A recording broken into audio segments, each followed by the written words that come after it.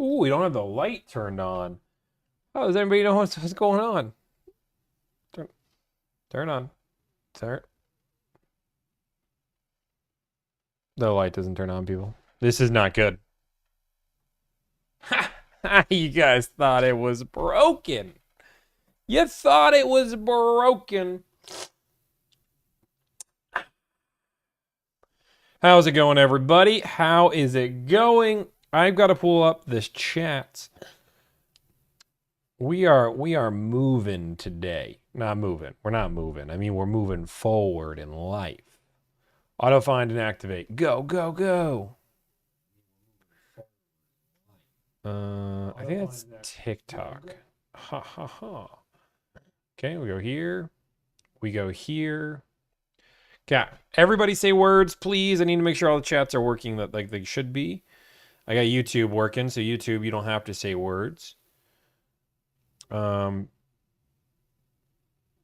Twitch is there, it says, but it's not actually working.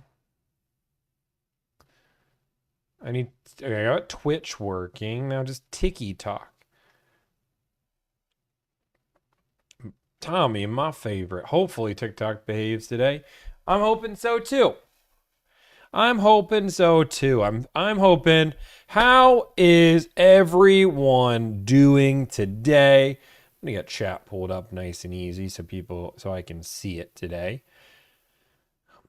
Boom. Okay. I would like to try one thing, but I don't know. I don't know if it'll work. Let's try. I'm gonna try something. Browser source. That's a good sign. Featured. Okay. Featured chat. Give me 1 second, guys. I got a fun idea today. But I gotta get copy. Copy link. Paste link. Close. Boom. Okay. So now, if I open this, does this work? It didn't do anything. Wait. Oh, look at that. We got it working. Ha ha ha ha. Ha ha ha ha. Okay. Now, if I want to answer a question, watch this. Ready? Boom. Boom. Oh, yeah. What are you looking at that? Boom. We're making this look a little bit nicer. Boom. Look. Can we just talk about how cool this is? Kind of upgrading. House hair, you should feel special. So, guys, this is what we're gonna. So, first off, I want to thank everybody for yesterday's stream. Oh wait, so fans, it just auto highlights. Oh, it highlights people that have membership. So if you're on YouTube and you're a member, you would automatically get popped up. I don't even know how to do that, but that's good to know. Nothing on Twitch. I think if you're a Prime member, I don't know. I don't need them all to come up though. I don't know how to fix that. I don't want that. Let's do this. I'm going to try two things. We're going to try two things real quick. This is going to be a stream that I was trying to play with things. We're going to try these two things. Let's do for you guys, chat. Don't worry. I've got a solution. I woke up in a new Bugatti. Everybody know the trend? It's so fun. Boom. Okay. Well, TikTok doesn't get it. Okay, so now we go 1080. Done. Nope, it's 1440. 1440. Done. Okay, I said, but now I gotta get this featured chat moved away. Boom. Okay. This is just insane. Okay. Nice new toy. Thank you. Thank you. We're trying to fix the toy, though. See? Now I got the whole chat. I don't know if you guys prefer the whole chat. TikTok can't see anything. TikTok can't see anything. I'm glad we can get gifts again. Thank you, Cassie. Thank you for supporting for 12 months, Arthur. You guys can see the supporter of Delivrd. But you guys can't see the entire chat. I don't know if you guys prefer the entire chat on the screen. YouTube, I'm not, or TikTok, I'm going to do it for because I'm only this big. I'm only just big. Matt, let me turn the AC on. We finally got our AC fixed today, so that's good. Now it just needs to cool down the house. Boom, boom, boom. Okay. Okay, I'm going to make this a little bit smaller because this is a little bit big and it's probably annoying some people. That's not what we want to do. Okay, done. Okay. So, what we are doing today is a few bottom right would be cool. You want the bottom right like this? Like here? Like right there? Is that where you want it? Timber, I just only did that for timber. Frick YouTube. Everybody should be on there. Everybody, the whole chat should be on there. I'm going to turn off feature chat for a minute, though. We're just going to have chill here. So first off, guys, I just want to take a moment here and thank everybody for such an awesome stream. We donated $7,300, and I know a lot of people are like, Tommy, how can we trust you? You're probably a liar, a stealer, and a cheater, and a few other things that you are, which makes sense. But you guys can actually and you can fact check this yourself if you do not believe me. But I'm going to show you because I want everybody to feel confident. I don't know if I can show this. So let me see if I just can go onto this page. Okay. Here, we'll do this. Okay. So you guys can go. This is the actual page, right? Make sure this actually pulls up. Boom, boom. This is the actual page that he's raising money on. You can actually go to the top donors, go to the full leaderboard. And I think we're in here now. I think he said it was going to take 24 hours to show up on the leaderboard. If not, I know where to find it otherwise. Here we go. So we're number 49, Delivrd. Donated $7,310, which is what we donated. And just so we're all clear, I donated all of the money, even though like every tip that you guys gave, like a percentage goes out to PayPal, stuff like that. Like it doesn't matter. Like we donated everything, and then I donated $5,000 on top of everything people donated. So we covered all the fees and stuff too, just to make it a clean number. But we wanted to give it a good cause. We're really exciting. That'll probably get announced. I think the trip is 3 days early. So by 3 days early, it means that like if you watch probably Thursday's episode, we'll probably get the shout out on that episode. So thank you guys all for the support. That means a lot. We had some Debbie Downers that did not want that stream to continue. I want to apologize for myself for being a little bit of a Debbie Downer at the end.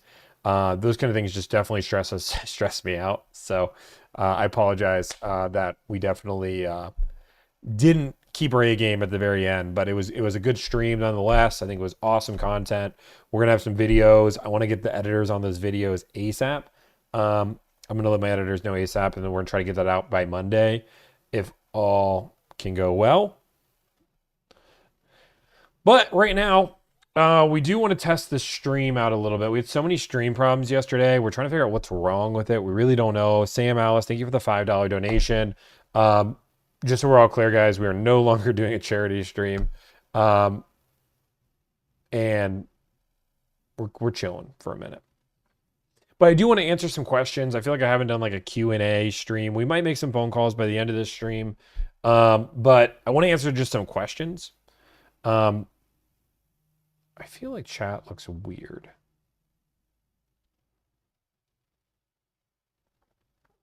Yeah, I don't like how the name in the chat is so big. Can we all agree with that?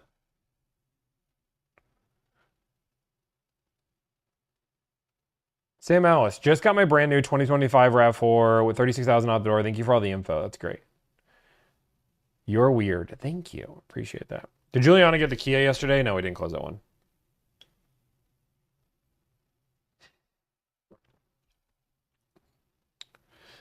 Okay, this is how I want to do this. So we're going to pull this here. Streamlabs. I'm going to go here to here because I want this to be a cool stream. A cool stream for the cool people. Okay, we're going to turn off normal chat for a second. And we're going to add featured chat. And now I'm going to answer questions.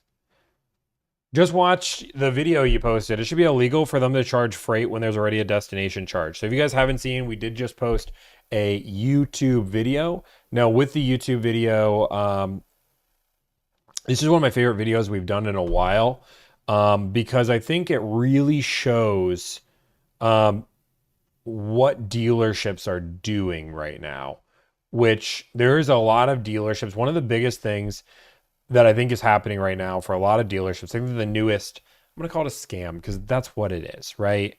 Is let me show you guys. I'm going to show you guys what this is. So first off, if you guys haven't, you should go check us out at Delivrd, right? We're live, but we do have a new video out that was out 2 hours ago. Rude salesperson tries to scam me. Now, this is a business account. I already have $2. I don't want to go through this whole thing, but I do want to just point out one part of the video, which is right here. Okay. So I know it might be hard for everybody to read, but I want everybody just to do me a huge solid favor because this should be pretty easy, right? Can everybody tell me what the MSRP of this car is? I will even make this window bigger for YouTube so they can really see it. Ready? There's your MSRP. Can everybody do me just a huge favor and tell me what the MSRP of this car is?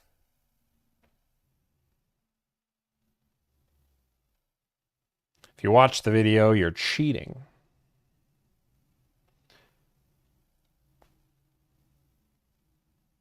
Now, a lot of people were saying $49,350. I'm going to ask another maybe difficult question. How do you know that is the MSRP? People are saying it's too blurry. Okay, well, I'm going to make it nice and big for just a minute. There you go. That's just the screen, right? Right, there you go. You happy? You guys should all see it. Make it a little smaller.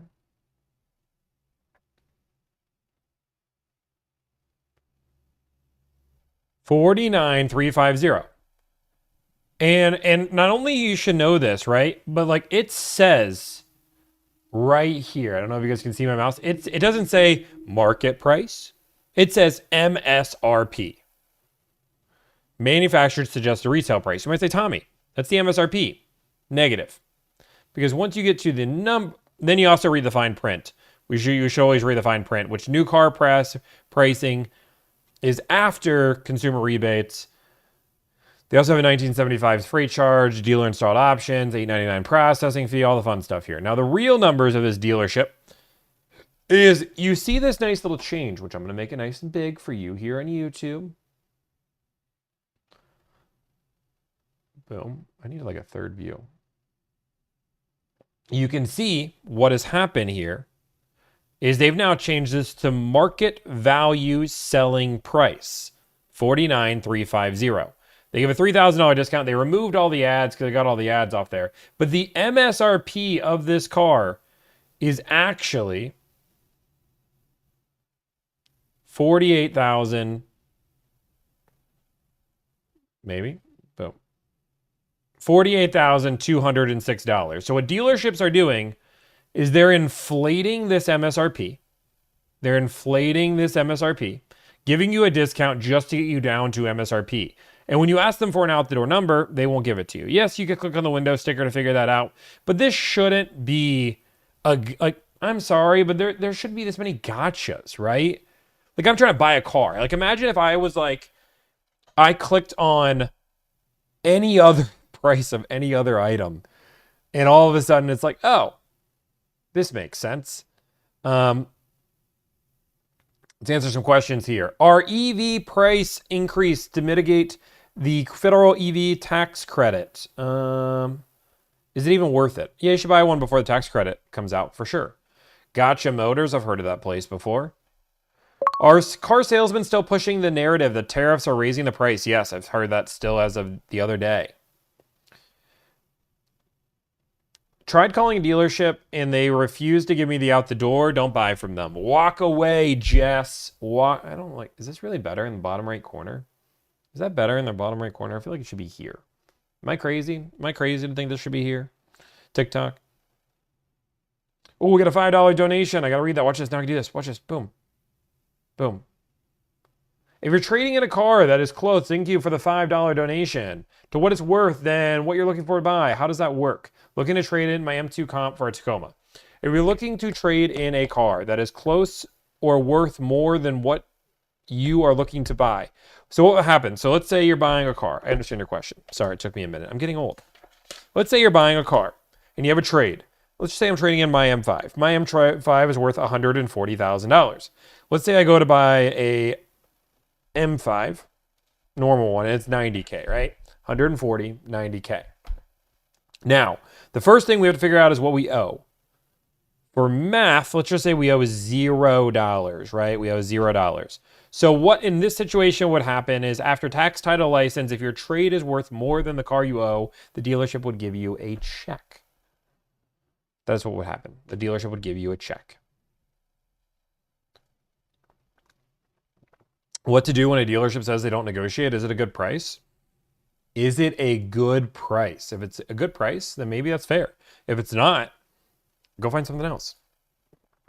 What kind of discounts are you doing on CX-5s? At least 10% off plus rebates. 10% off plus rebates.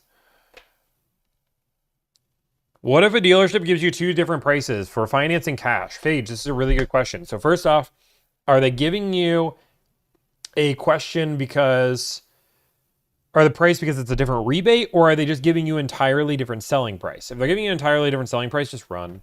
It's not worth it. It's not worth it. It's not good. Oh, look at this. Interested in hiring Delivrd? Visit. The pop-ups. The pop-ups are real. Do you guys like the pop-ups? Are the pop-ups cool?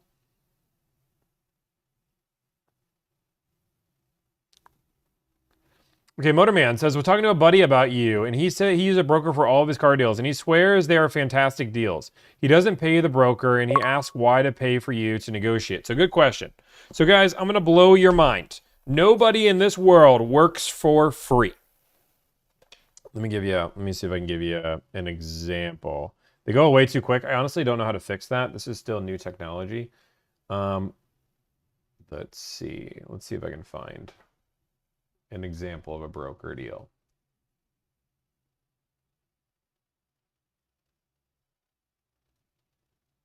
Boom, boom, boom, boom, boom, boom, boom. Looking through all these deals. Okay. I do not want to out this person. So I'm going to just try to copy this out. This is a message that I got from somebody that deals with brokers, right? It says, good luck with that in your 2K fee. So what this broker does is they do not charge the consumer anything, but they charge the dealership a $2,000 fee. Now, profit is profit, and a dealership is only willing to lose so much money. So what will happen is this $2,000 will come out of your savings, and every broker is different. I've seen brokers that take $2,000 to $3,000 fees. My fee is $1,000, and sometimes they even take a fee from the consumer. The long and the short of it is if they are not collecting money from you, they are collecting a pretty decent fee from the consumer or from the dealership. that is coming out of your savings. Motorman, yes, brokers can get great deals. They can 100% get great deals, but they're not going to be, I would argue that it's going to cost you some way or another. You're paying for it either way. And I honestly think that's one of the big reasons why people don't like the car market as a whole.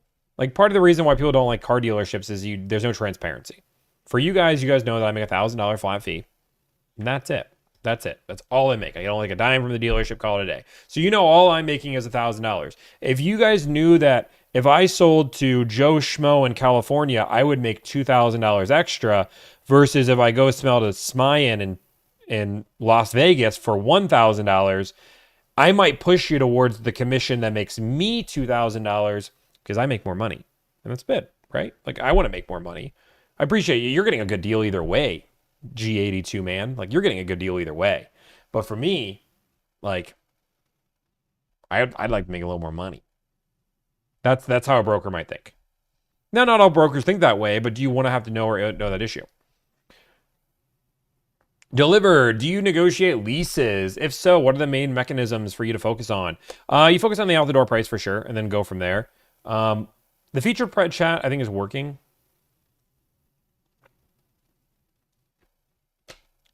You can go to Lease Hacker and all the broker ads. So, guys, so Pendragon. So these and again, every broker works different.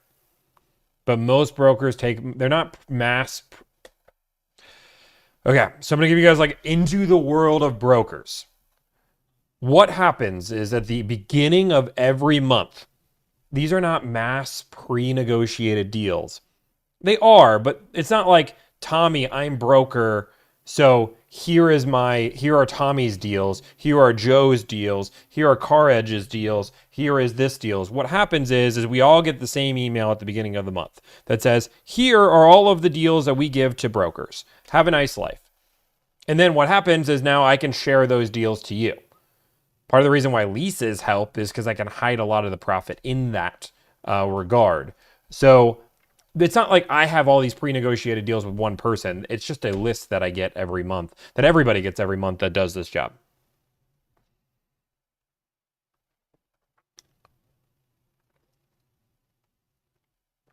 I got a $3 tip from Matt, which I don't know how to share this, so I'm sorry. In my opinion, manufacturers should use a map.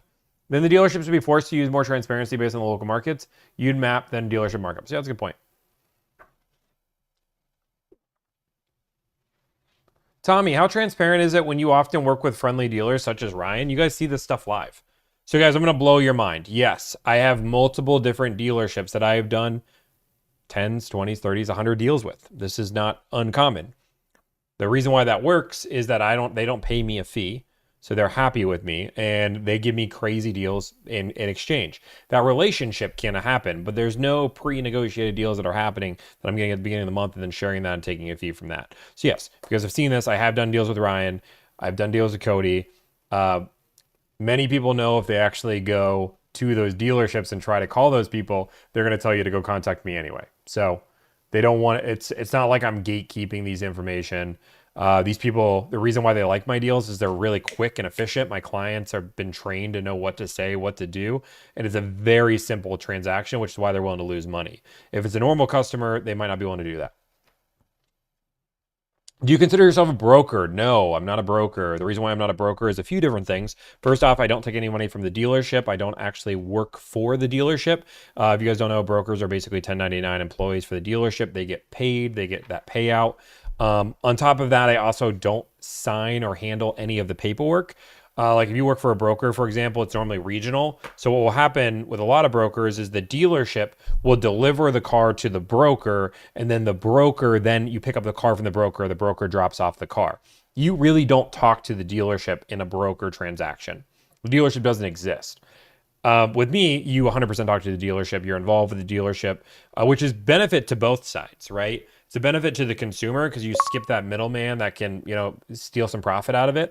But the dealership has the benefit because they have a connection with the customer that they get to talk to again if they want to. Now, a lot of our clients just come right back, but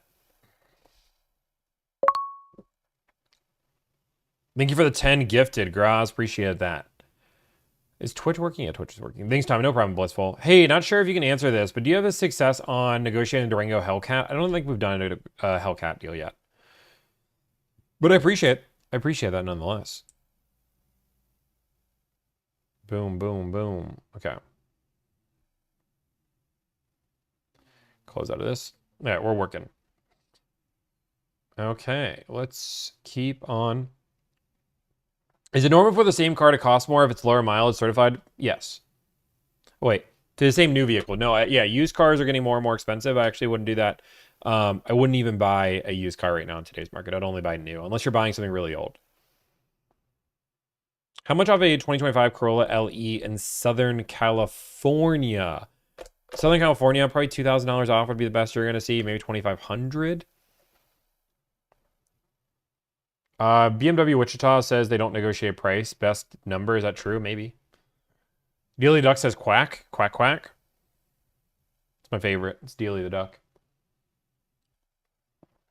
Is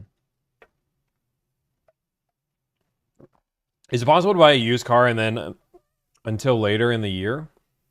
No, just buy a used car when you want to buy a new car. You're not going to get a better deal later in the year. The idea, the model year changes so the car goes down in value just really isn't true. We don't see that consistently. I'm going to stand up. Oh, Dealy. Oh, Dealy. Is it possible to get a Ranger Raptor below MSRP? Yes, it is. How do I put down a deposit? You grab your credit card, read the numbers, then you're going to read the expiration, and then on the back, you're going to read the CVV code. Now, if it's an Amex, it's tricky because it's a 4-digit code on the front. And then you're done. The more you know, Tommy. Orbit has the screen cards. The more you know. Okay, wait, we didn't get Odelia. Okay, let's get another question. Is Julie... wait, what can I get to on a used 22... I don't... Used cars are impossible for you to give a deal.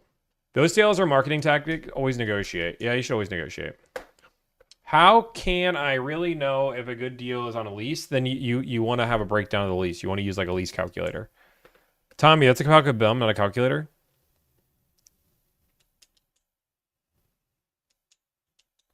Okay, between a broker and you, I have to pay a fee to get a deal either way. The difference you stated aside, why would a customer pick you over a broker?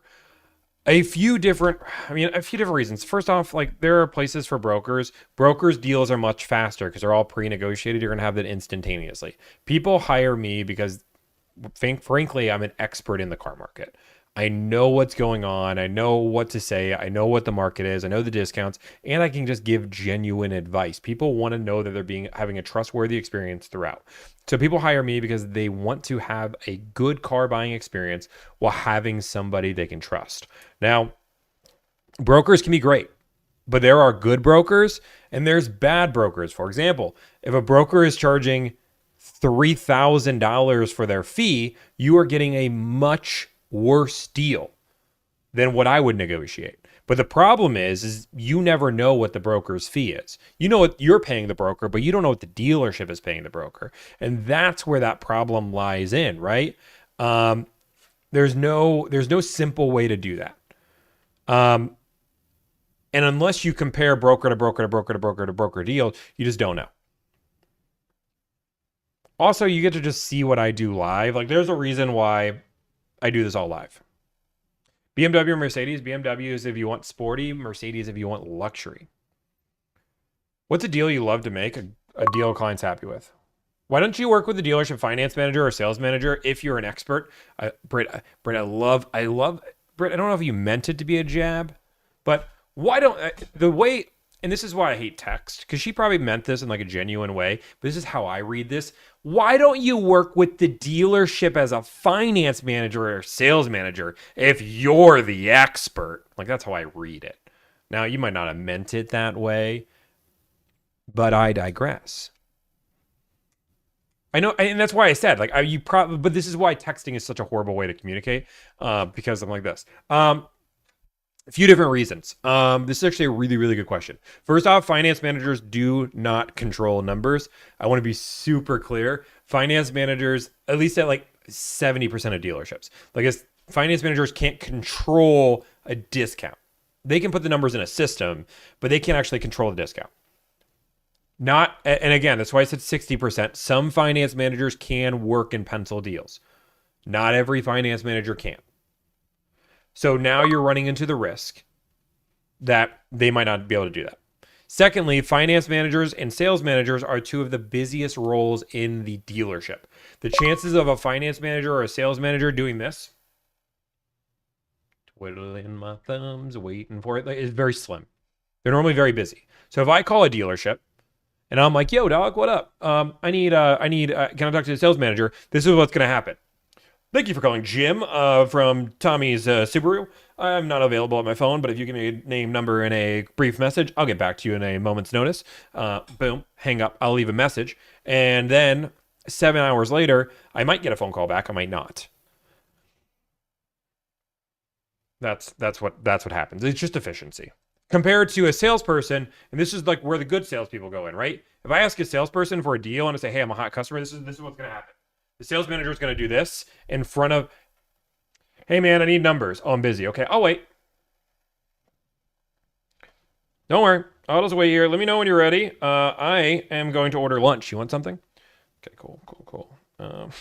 Dude, have you seen this meme? This meme is so funny. Like, that's like, realistically, a salesperson is willing to sit in front of their manager as long as it takes to get the numbers, compared to a sales manager, which will just forget you exist. Oh, wait. Is the other question, okay, why don't you work in a dealership as a finance manager? Oh, so I answered that question.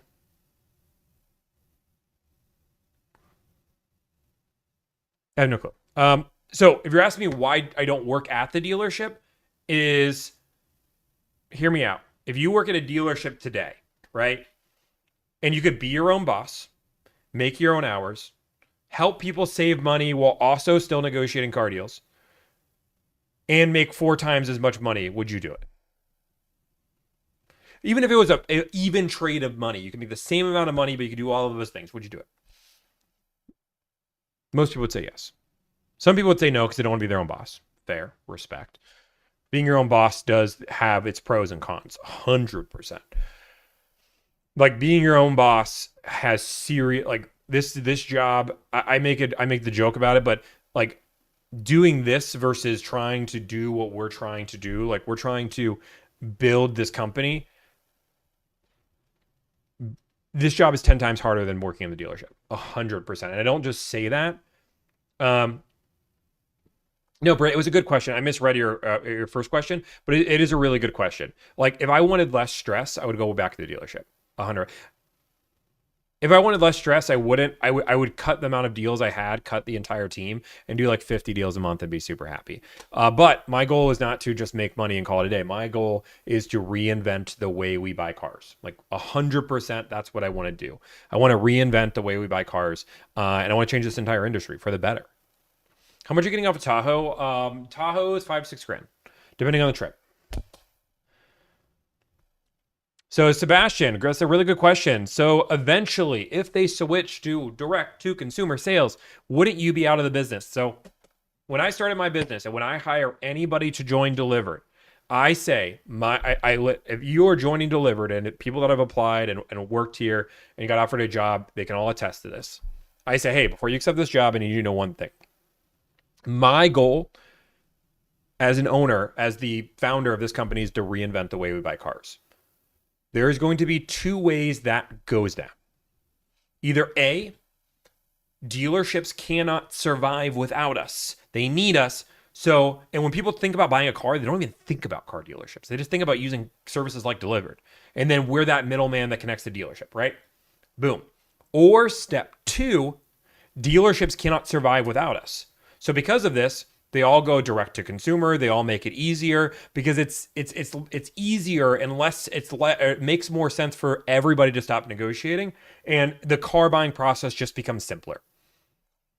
I'm okay with either option. If I can reinvent the way we buy cars so a multi-billion-dollar industry is changed for the better, so consumers can just enjoy this process, problem solved. I'll go find another problem. I'll never work for anybody. Like this is my brother says something really, really told me this is that like I'm officially unemployable. And what I mean by that is that I've learned a skill set on how to build a business. So the chances of me ever working for somebody ever again, rather than just figuring out another problem, like I've figured out how to build a business, and this is a skill set I have, but I can translate that to other things if I want to. So the idea is once you become a business owner and you figure that skill out, you become unemployable, meaning that you'll never work for anybody else because all you'll do is judge. Like every business I go to, all I do is judge how businesses are run. How is this inefficient? Am I muted? No, I'm not muted. Jeez, he did fall for me. Do most of the 175 people you help a month pay you $1,000? I will tell you 100% of people pay me $1,000. We don't do discounts. I know there's some companies that do Black Friday deal that's been running for the last 98 million months. We do $1,000 fee. We've had $1,000 fee since the beginning. We're going to keep doing $1,000 fee. We feel very confident in that price range. We feel super, super confident with that price range. If your audio is off, then reset the stream. Why do I hate used cars? Because they're the worst. I'm just kidding. If I look at today's market, I want to re-highlight the comment. If I look at today's market and I am looking to buy a new car or a used car, 95% of the time, the savings, the delta between a used car and a new car doesn't make sense. You're not saving enough money. Now, back in the day, before 2020, if I drove that car off the lot, bye-bye 20%, it's gone, it's forever gone, no, help me. That doesn't happen anymore. And if you don't believe me, go try to buy a RAV4 that's a year old. You're going to find all the cars right at MSRP still. And that's the problem, is eventually that market will correct itself. When will that be? Well, but it's not right now. Delta, like the delta between two things. How come I can't negotiate your fee? Because I don't negotiate.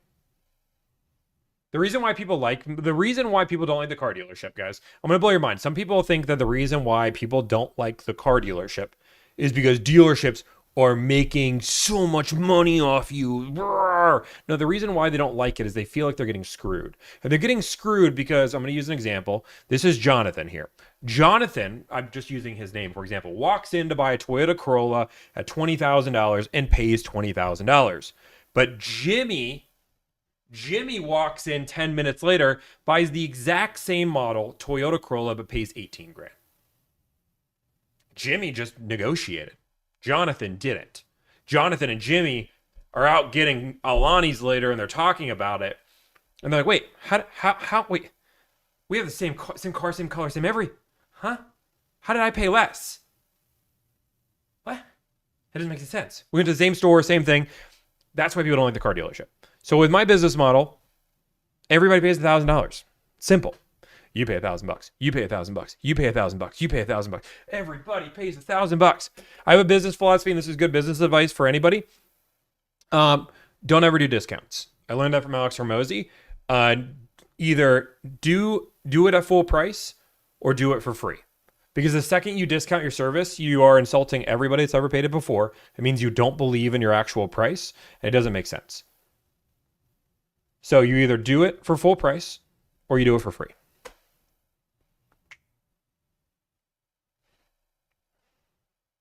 Business advice. Boom, boom, boom, boom. Dude, I'm in a good mood. Guys, I'm just answering questions right now. Will we negotiate later? I don't know. But honestly, like, I'm just chilling. Saw that Hormozy video 2 hours ago. Yeah, that's an old one, but he probably reposted it. I'll take free. Yeah. Discounts effectively set lower value for your service. So yeah, definitely never discount service. Goods are different. I don't know. Okay, wait 1 second. I got a 5. I'm so sorry for people that are donating tipping money. First off, I appreciate you tipping money because it does help me out. If you tip, I want to answer these questions, but I have this on a different screen, so I'm going to move this over here so I don't miss it. Jaxie tipped $5. Thank you, Jaxie, for the $5 tip. If a dealer has discounts listed on their website, 6 to 8% off MSRP, do you negotiate those further? Or take the discount as is? I'm looking for a GMC Sierra 1500.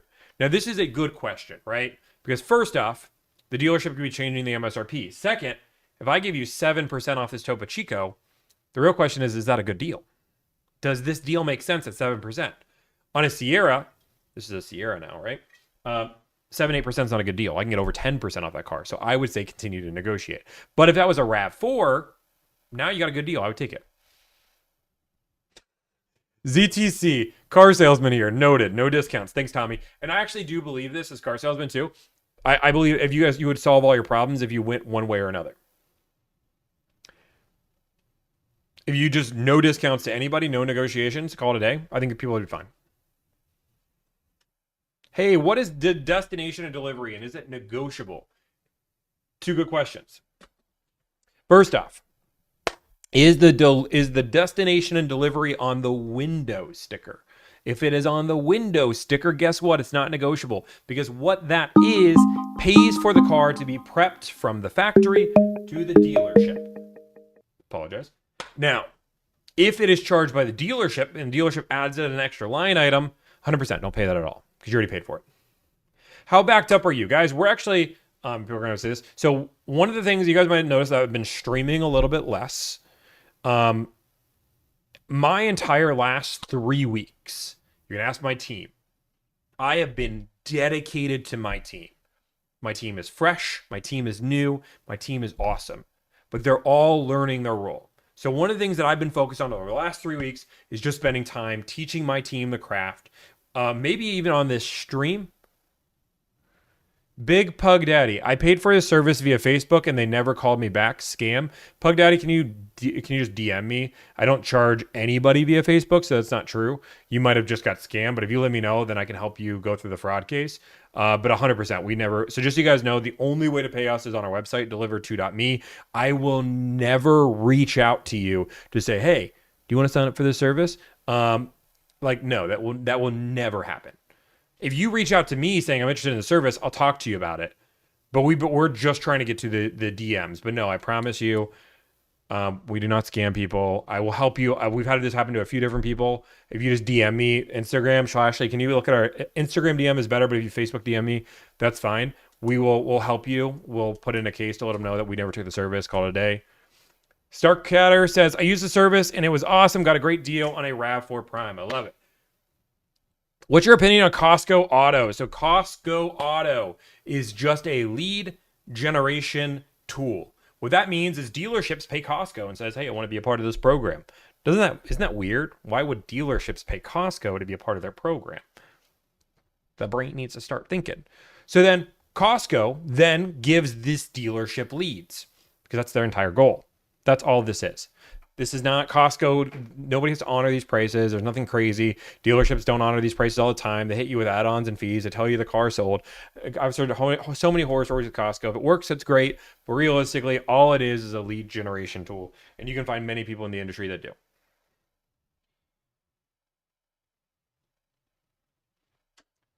Can you call my job? No. Is the buyer responsible for the DMV paperwork for an out-of-state purchase? Depends on the dealership. Normally, if you finance, then the dealership will take care of it. But if you're buying a car from California and call it out, you call it a day. Alan says you get an extra incentive if you're a Costco member. So let me clarify this so people understand. There are certain vehicles that have a rebate if you're a Costco member. What he was saying was the Costco auto buying program, which that is a whole different thing. Yes. There are certain rebates you can get on BMW, and sometimes BMWs, Mercedes, Volvo, that give you an extra discount above and beyond what you negotiate. The idea of the Costco Auto Buying Program is literally a program where you say, I'm looking for a RAV4, and it pre-negotiates the price of the car. That's different. Oh, yeah. So working crazy with my team, right? See, I got distracted. This is the ADHD. So I'm working crazy with my team. So I've been spending time getting my team prepped up so they can negotiate as good as me, right? That's the goal. That's the intent. That's the dream. So that is what we're working on right now. So we're actually relatively caught up because we've been so focused on this problem. We have like a week-long turnaround right now. So like if you buy a car, we should be able to get you done in about a week if you hired us today. Somebody said I didn't pay them their super chat. 1 second. Let me find the super chat. Did somebody super chat that I missed? Super chats aren't coming up here. Did I miss a super chat, y'all? Moderators, can you see if I missed a super chat? I thought I got them all. 4 super chats. That's supposed to pop up here. 1 second. It should pop these up. I got the tips, but not the super chat. Are you hiring for free now?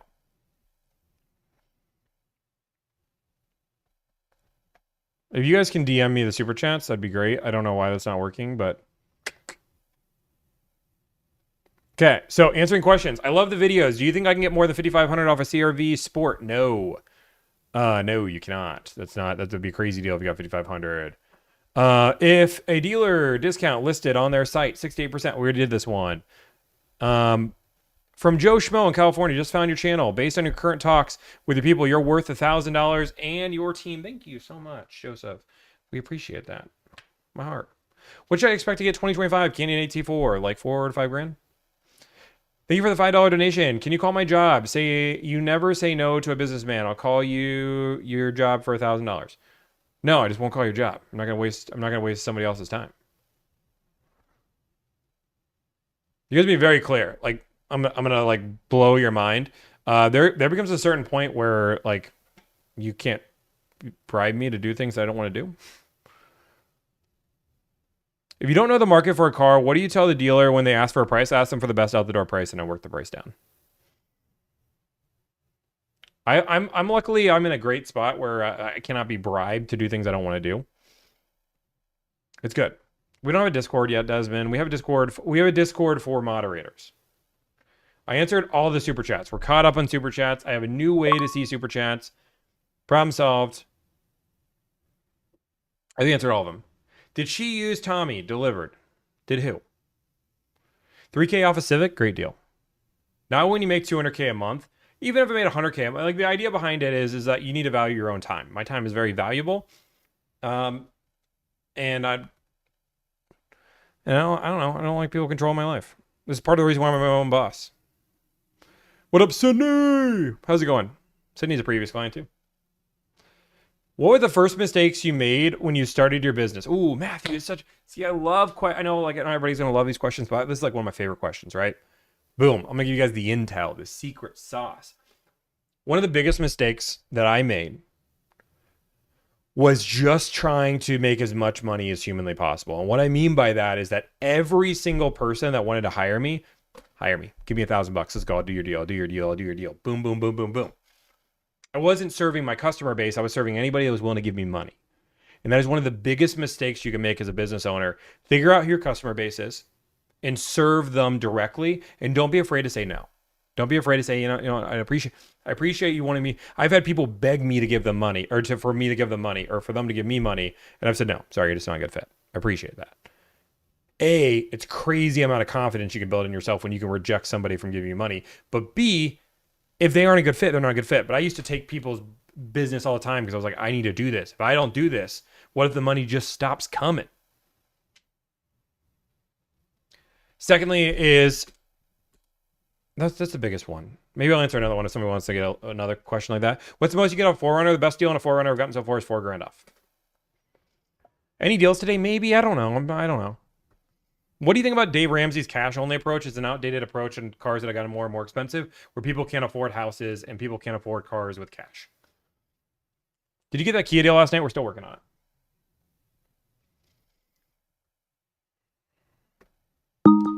What if someone gives you $1 million for 10% of your company? Would you consider it? No. Is my company valued at 10? There's just no reason. I don't need cash. All right? Like, the idea behind it is if you're going to take an investor on or somebody in your company, you would need somebody who's adding value to your company, right? That's like I don't need $1 million right now. Like that's not valuable to me right now. And unless they were like somebody really valuable that could help my business, it doesn't make sense. Because now I'm just feeding money from somebody else to getting $1 million loan when we're very cash positive. It would be different if I was low on cash and I needed to make payroll, so let's sell 10% of my company. What's the biggest risk you had to take and how scary was it? When I did this, when I started my company, I went all in. And by all in, I moved halfway across the country. So I didn't have a safety net of going back to my old job, because my old job would have hired me immediately back without a question. So I moved halfway across the country. So I went all in to the point where people don't realize that I wasn't making money immediately. I started my company January 2023. We weren't profitable until November of 2023. Remember, in this time, I moved across the country and lived off of savings, did this 6 months for free, and made like $1,000 here, $2,000 here until I made it. Carl Philgin says, who cares? Why are you here, bro?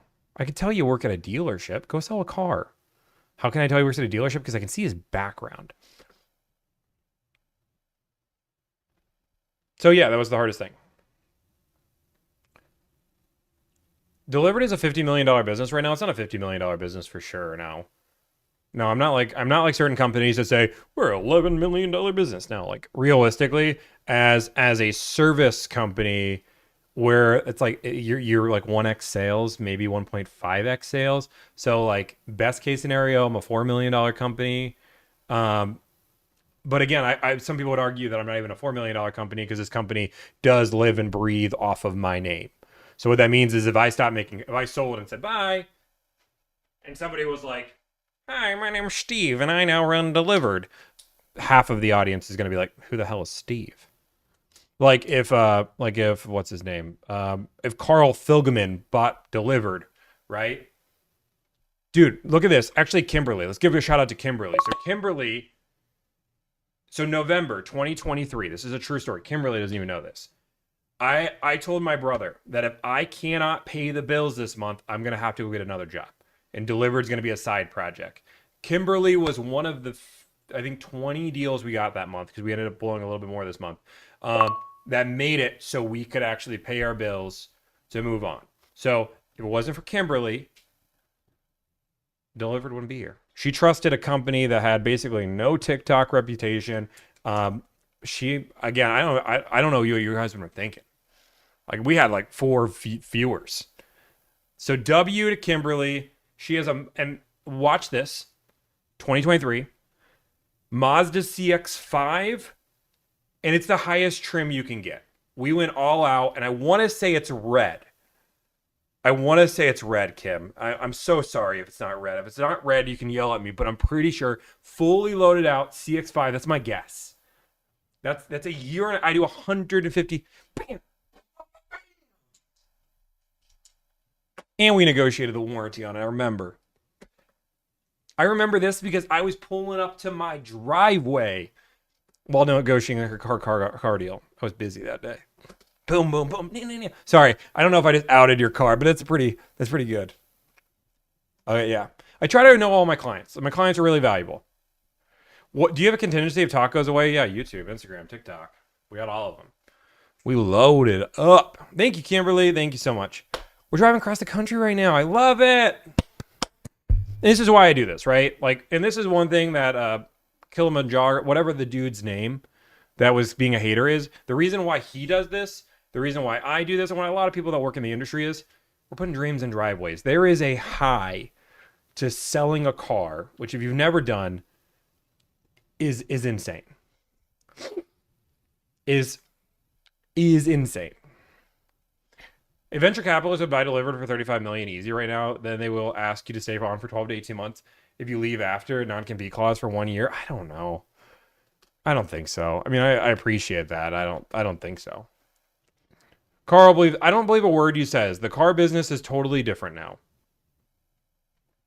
Okay, Carl, let's play the game, right? Carl, I want you to explain this to me. This is just a one-off example. We're going to use Carl. Carl wants to play the game. Let's play the game. Carl. Is Carl on TikTok or YouTube? Carl, what is the MSRP of this car? Only Carl's playing. Carl, what is the MSRP of this car? This is on a dealer's website as of, a week ago? What is the MSRP, Carl?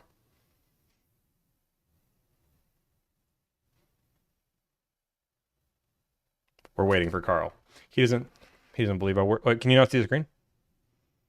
Yeah, you can. Let's know when Carl answers.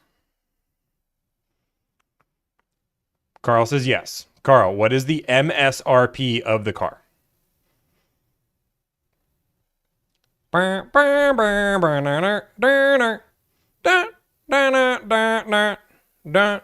don't care if it's a car. I just need you to know the MSRP. I need you to read this number here. And as a car buying expert, as somebody who works in the industry, this should be an easy answer. I don't care if you don't need to know the car. I just need to know the MSRP. I need you to know, read this for me and tell me what the number is. Carl.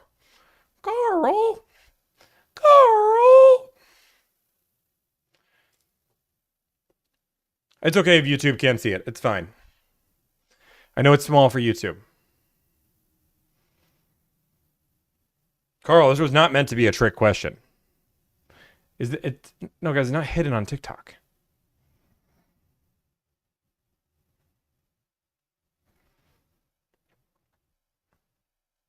You can't see it. Okay. I'm going to zoom in. Okay. Okay. Can you read it now? Carl, what is the MSRP of this car?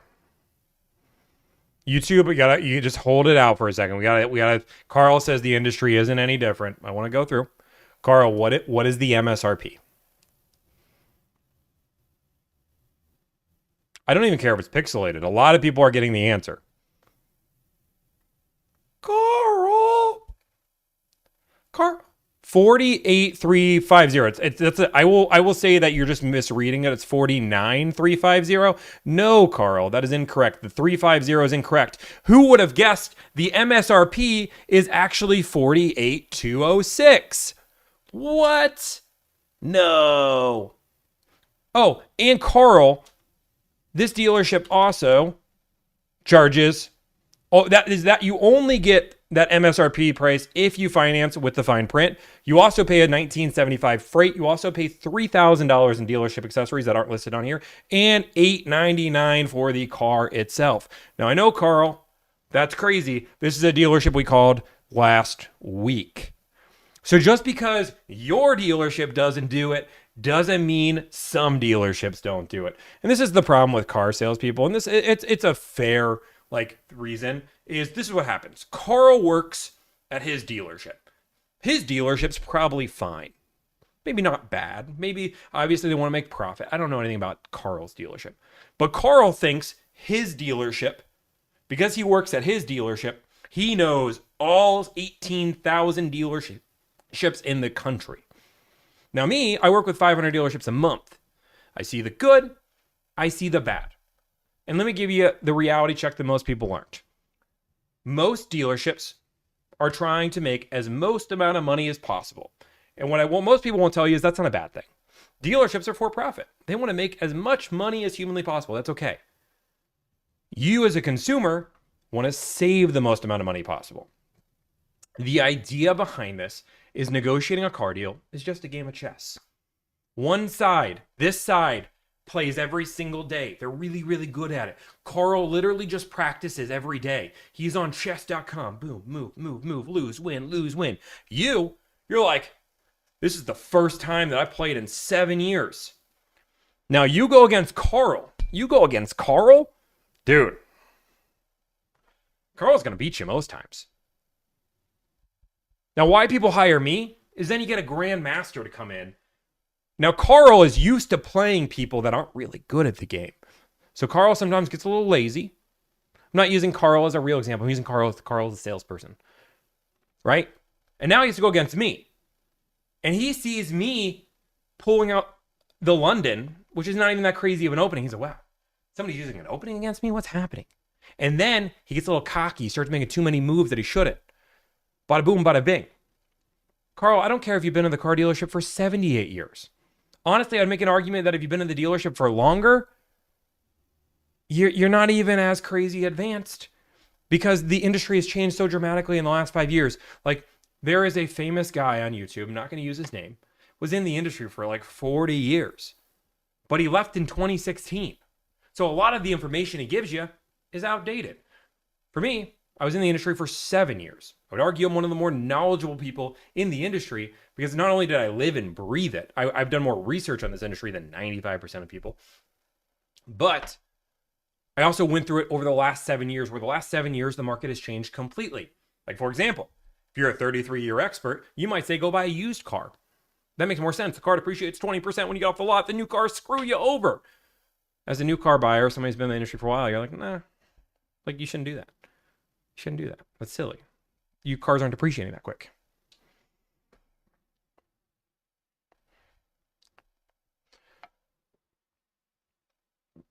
It's okay, Carl. This is what we call this. We call that a swing and a miss. A lot of people try to go after the best, but we don't lose. No, you won't get the rebate. You won't call. I don't know what you're saying, Pendragon. Carl. Is it advantageous to bring your own pre-approved letter when buying a used car? Yes, it's always valuable to have a pre-approval letter. Now, you don't have to use that. What you should use is that pre-approved letter and use that to negotiate with the dealership. I have 7% here. If you can get me to 6%, I'll finance with you. Otherwise, I'm going to stay with my bank. Don't let them beat it by 0.1%. Because guess what? I'd still rather go with my bank. But if you beat it by 0.5%, guess what? Boom. Ashley says you got good hair. Honestly, Ashley, I bet you got good hair. Thank you for the compliment. People say nice things. I appreciate that. New or used 4Runner, old 4Runner, more reliable. New 4Runner, cooler. So do you want more reliable or cooler? You can't imagine the deal you got for my car. You can go look. That deal is on thing. How do you help them with used cars? Really simple, Carl. Watch this. Boom. First off, we do a market analysis where we go through the nation and figure out what the pricing should be on the car based on not only our research, because remember, Carl, we do 200 deals a month nationwide. We have a really good database. But we also then do an entire market analysis. We then tell our client, hey, you're not hiring me to find me the cheapest car. You're finding me to find the best quality car at the best quality price. Bada boom, bada bing. We then negotiate as per normal. Anybody know my question? I don't know what your question is, Joshua.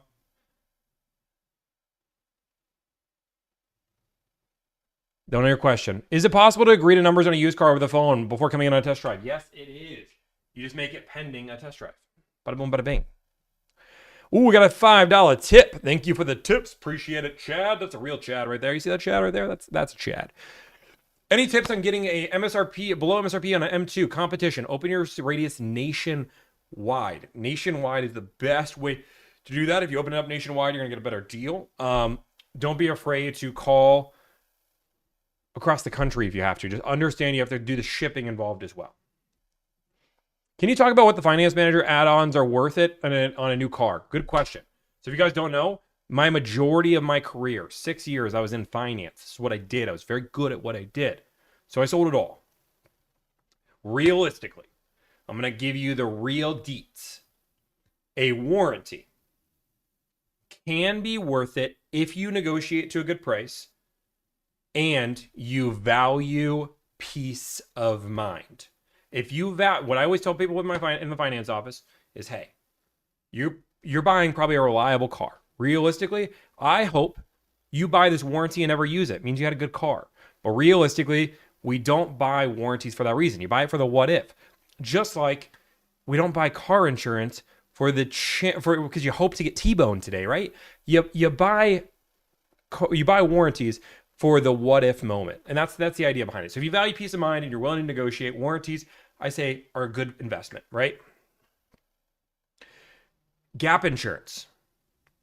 Try getting a discount on a TRD Pro.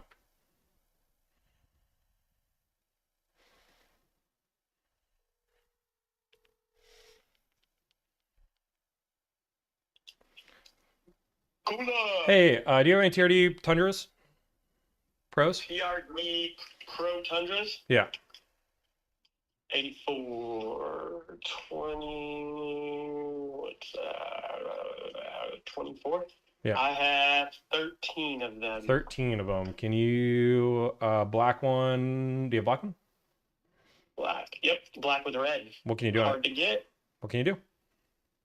82879 minus 7501 minus 1500. 82879. 6,800 off. Okay, cool. 6,800 No, off. Wow. there's no rebates or anything. That's Off just, of the MSRP of the car, right? You're not your ads, or you guys don't have any ads, right? no, just TSR, straight TSRP, no dealer ads, no rebate. That's just straight discount. And you guys would for that 4Runner TRD Pro client, would you guys still be good for like $500 off? Ooh, did I commit to that? You did. You did tell me on a 4Runner TRD Pro you would do $500 off. look. You must have caught me on a real good day. I mean, yeah, if they got on the wait list, I should probably have one within like 90 days, and yeah, I'll do it. Okay, cool. I'll let you know on this too. All right, brother. Bye.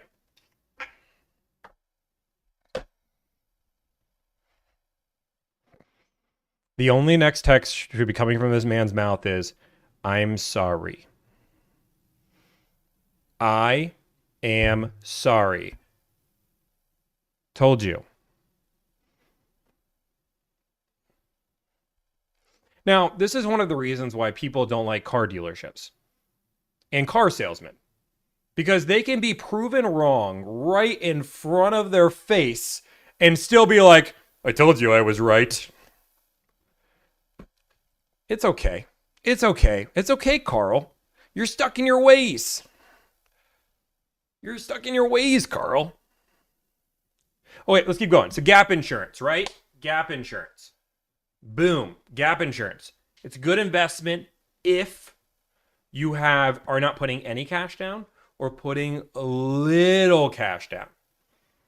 Good investment. If you're putting like 10K down, don't do it. Right? Boom. Tire wheel coverage. Tire wheel coverage. This one's a little more controversial. 99% of y'all don't need it. You don't need the tire wheel coverage. I'm sorry. You don't need it. Did I get the tire wheel coverage? I did. I did get it on mine. My wheels are $2,000 to replace the wheel or replace just the rim itself. They're not cheap. Yeah, I got the tire wheel coverage. Because guess what? It's not that I couldn't afford $2,000, but I valued the peace of mind to not think about it.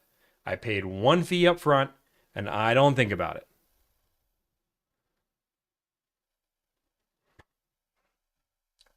Boom. Key coverage. You're not going to lose your key, bruh. You don't need it, right? You don't need it. You don't need the key coverage. Paint protection. When I tell you, most dealerships have like an 18-year-old back there spraying the paint protection on if it gets put on. Windshield coverage, just get it through your insurance. Reality, there's going to be a million different things I can offer. Theft protection, run away. The key coverage comes with your wheel and tire. You don't need it. What does Tomi drive? Does anybody know? I drive an M5 CS. To be fair, I've never curved my rims. I'm hoping that I don't ever hurt those wheels. Rust proof is good if you live in Canada. Sure. He said he drives an M5. Could be Cap. No, it's not Cap. I got an M5. All I got was Gap. What's your family car? We have a Lexus NX350 Hybrid. Don't need it, but imagine losing a $500 key. Yeah, it would suck, but... What's the biggest month you've ever done with a company? 100. So actually, is that one? I want to say it's 198. 198. We've never broken 200. I have shown my car many times. It is right there. I just broke everything. Boom. Boom, boom, boom, boom. But fun picture, because now we're talking about cars and pictures. Boom, boom, boom. Where is it? Where is it? Okay, this is the event. There's a McLaren. That was my Uber. Fun fact, and then we'll be done with this. This is my car right here. And this is my brother's car. He also got a gray car with golden rims, wheels, rims, whatever you call them. But it's just kind of cool that we both got gray cars with gold. That's his Trail Hunter that we got him a deal on. And guess what? We got it below MSRP. How much do you need to save your client with charging $0? I don't have to save my guys. So I don't advertise this as a money saving service. I advertise this as a time, energy, and anxiety saving service. That being said, our average savings is $6,000. We have a 5-star rating on Google. I don't think we've ever had anybody disappointed in the amount of money we save them. We do 150 to 200 deals a month. That being said, there are deals. Like if somebody came to me for a TRD Pro and I got them $500 off MSRP, that's a crazy deal. It's such a crazy deal that some people think it's not real. But some people, I'm going to save them 20 grand. Is your brother happy with the Trail Hunter? Dude, that guy loves that car. I have never seen somebody so happy with a car. The dude is in love. Like that is like, I love my car. It's the best thing. It's the best thing ever. It's the best thing ever. A PhD in car negotiations. What's the cheapest car you negotiated? Like $9,000, and that was really early on in my career when I was taking yes to everybody. Is it a red flag when they won't negotiate over the phone? If their name is Carl, then yes. If it's everybody else, then no. I'm just teasing. Realistically, yes, it's a red flag. Thank you for the super chats. Tommy will do your best to answer them in order. Do I have more super chats that I missed? Let me go through. Tim is the only one I missed. Big thank you. $10 donation. Tim, round of applause. Boom. Big thanks to Tommy for teaching me your channel. I successfully negotiated $19,000 under MSRP. Bada boom. Or actually, he said bada bing, bada boom. He changed it up on me. Did I miss Angels? Did I miss Angels? I got all of them right here. You helped me so much. Wait, okay, $5. I didn't miss some. I'm sorry. William said $5. You helped me so much. I'm picking up a new Mazda MX-5 Club with Brembo in the Northeast. What discount are you seeing on the Crosstrek? 10% or more all day. Going through. Uh-oh. There we go. Kirk just gave me $10 and said thank you. Chad said, any tips on getting below MSRP? All right, Angel, I don't got a super chat from you. But I do have Joshua that tipped us $5 that said, I was wondering if the 5800 Suburban, if I like a $58,000 Suburban and I'm putting $25,000 down, do I need to negotiate? That none of that matters. You're not going to negotiate $10,000 off the car. The amount of cash down and the price of the car doesn't matter. In the Suburban, you'll probably get 10% off. What's a super chat? So on YouTube, they have this thing. Now on TikTok, Nicole, they have this thing called unicorns and rainbows and galaxies. And it's fake money to give donations. And that's cool and great. But on YouTube, they do super chats, which are just donations that I can actually read. Like Raphael. Watching your videos and Lease Hacker got me a killer deal on a 2025 Hummer, 6/11/36, 12,000-mile lease. I love it. That's great. Some of these lease deals are incredible. Thank you for the $20 donation. That really does mean a lot. I appreciate that. I really do. I know it's real money on TikTok, but I can't say anything. TikTok get mad. Do you run ads to get clients or all organic? All organic, 100% organic. We've run one. We have run in the company's history $280 an ad, something like that. It was such a long time ago at this point. I ran them. I didn't get a single person to even click on our website. And I'm like, there's got to be a better way. So then I made TikTok. Does it make sense to trade in 2 cars at once? I would sell them separately, but it could if the dealership is willing to give you both, to just do the deals separately. Seraphin, thank you for the rose. Rose smells so good. Clint says the best deal you will get is in person. The one that you actually is the one you get right before you actually let you leave. Clint, I don't believe this. I appreciate it, but I don't believe the best deal you get is in person. I believe there's a certain dealership that's true at, right? I believe there's certain dealerships that in person, the best deal you're going to get is in person, right? But I don't believe the best deal you're going to get on a car is in person. You should do an ad for your hand soap. I probably should. How'd you get your clients starting off? I did it for free on Reddit. Carl turned. He said, keep it up, guy. You're pretty strong, to be honest. I know. Watch this. Ready for this?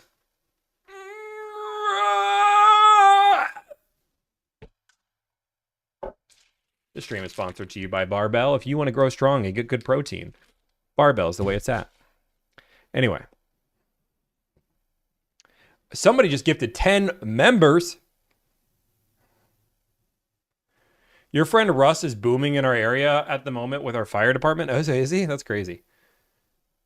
Adventure Waits. Tommy's team got me a great deal. Can't recommend them enough. Worth every penny. Thank you. Boom. I was so strong. Howdy, folks. Howdy, gumdrop. Oh, geez. You know what I don't have up? I don't have Twitch up. So Twitch, if you guys don't, wait 1 second. I gotta do a massive Twitch read. I've like broke everything. Okay, that's fine. Whatever. You guys they're probably doing all the things over there. Creator dashboard. 1 second. I'm pulling it up. I'm so sorry. Boom, boom, boom. We got May B Bird person subscribed with their Prime. Thank you so much for subscribing with your Prime. I appreciate that. Okay. I'm gonna turn up this fan. This room still gets hot, no matter what I do. No matter what I do. Turn up the AC.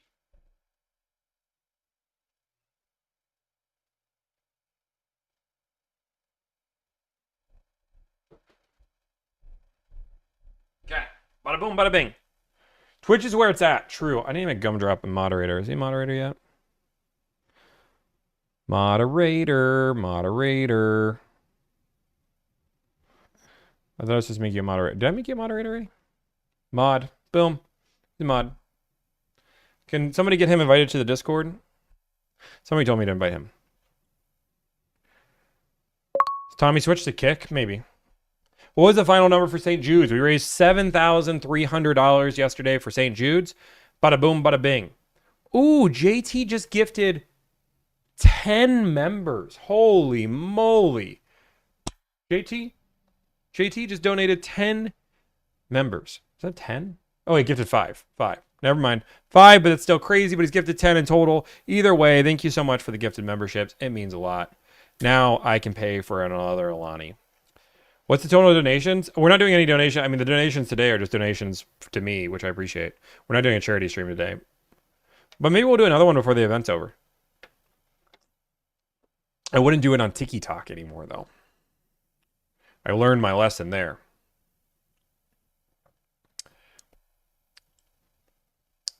Thank you so much, JT. We're so close to 100 subs on you. If you guys haven't used your Prime. Wait, okay, we got some more donations. First off, I appreciate all the donations. You guys don't have to. I try to answer all the questions, but if you do donate, I will 100% get to your question. Just sometimes take some time.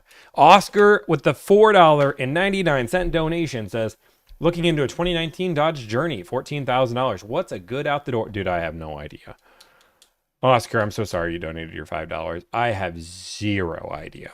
I don't do cars in that level, right? Boom. Oh my gosh, we're getting some serious donations. Katie, I'm not going to try to pronounce your last name, but the $4.99 donation says, I'm driving from Colorado to Chicago. Thanks for keeping me entertained during this boring drive. Honestly, Katie, I've got a lot of questions, which is, why are you watching somebody answer car questions? You know, I appreciate it. You guys should check out Ryan Trahan too if you haven't watched his video yet. Are motorcycle dealers just as bad as car dealers? For the $2 donation from Bitography, I've heard some bad things, but you know, I don't buy motorcycles. I don't do motorcycles, so I'm not 100%. And then the O face, right, with the $10 donation says, keep the dono train going. Thank you for the $10 donation. And Alante says, for all of the haters, he did make this stream donation on live. I did, and if anybody wants to question it, you can just go to Ryan Trahan's website. It's on there. Brantley says linktree is what you need. Yes, go to my website. $1,000. I would say it's worth it, but it's only worth it if you value your time. Cash says Tommy. What up, dog? Thoughts on the new on Frontier? Over 10%, 10 to 15% off is what I would expect on that. But thank you for the $2 donation. AJ Trigger says, any thoughts on Dodge Mopar muscle cars? I'm not a big fan. But, I mean, I just not a big fan of muscle cars in general. Just buy a German car. Have you done any deals on an Equinox EV? Thoughts on them? Yeah, we've done deals on them. They're good cars. I like the Equinox EV better than the gas, surprisingly. Um, can we get more Juliana negotiations? We did talk about that last night. She actually had a lot of fun. We might do that randomly. Who gets the deduction? Delivrd? I don't know. Guys, I know that you guys all think that I'm doing this for a tax write-off. Juliana will figure that out, but I don't know. If you can ask Juliana, I watch Ryan Trahan's episode every single day. I watched his Penny series. I watched Ryan Trahan is probably my favorite YouTuber because of what he's doing for the game, and watching YouTube, you understand he understands this game better than most. And I told Juliana if I ever have enough money, I want to donate. Want to make me a moderator? Nope.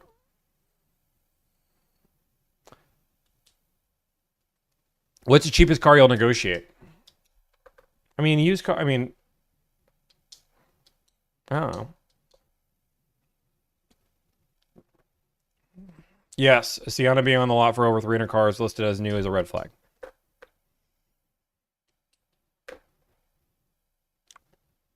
You can only write off the money that is donated, so it basically means the money donated through you isn't considered income. Yeah, sure. These are problems that are for my accountant, not for me. My dealership said my co-signer needs to be in town. Yeah, that can happen.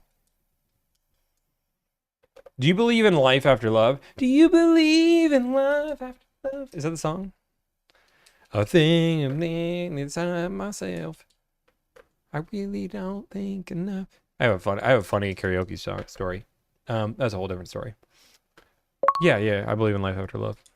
Ryan is the best in the YouTube game right now, in my opinion. Josh, 100% agree. I don't think it's Mr. Beast. I actually don't think it's Mr. Beast at all. I don't think Mr. Beast is niche. I think Mr. Beast has to.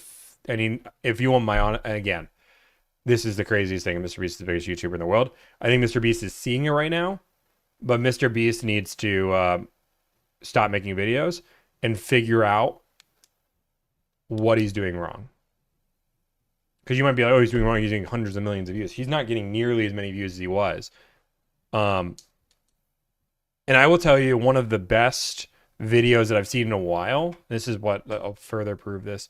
One of the best YouTube videos I've seen in a while. I'm gonna watch with Juliana. I watched it on my own. This is an amazing video. It's 100 days David Goggins training. It's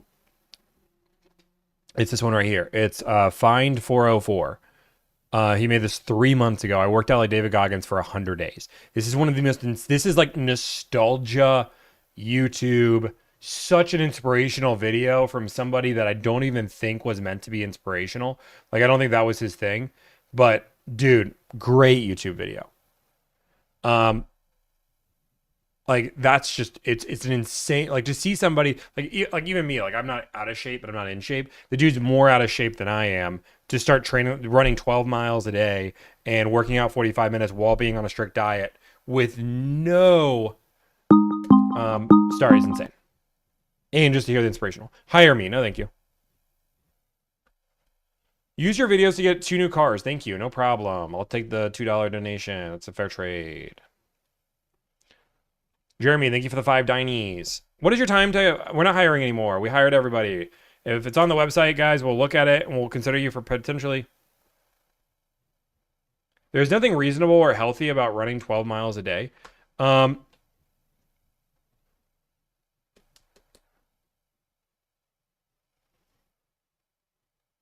Is it good for you?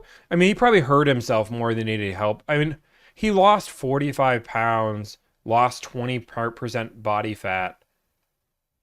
So, like, it's debatable because I see what you're saying, right? Like, it's not healthy to do what he did. Are you looking for a good deal? Are deals looking good on Broncos? Yes, 100%, over 10% off. It's not good what he did was healthy. Like, is it healthy to lose that much weight in a short amount of time? No. But is he healthier because of it all? Yes. So I don't know how to answer that question.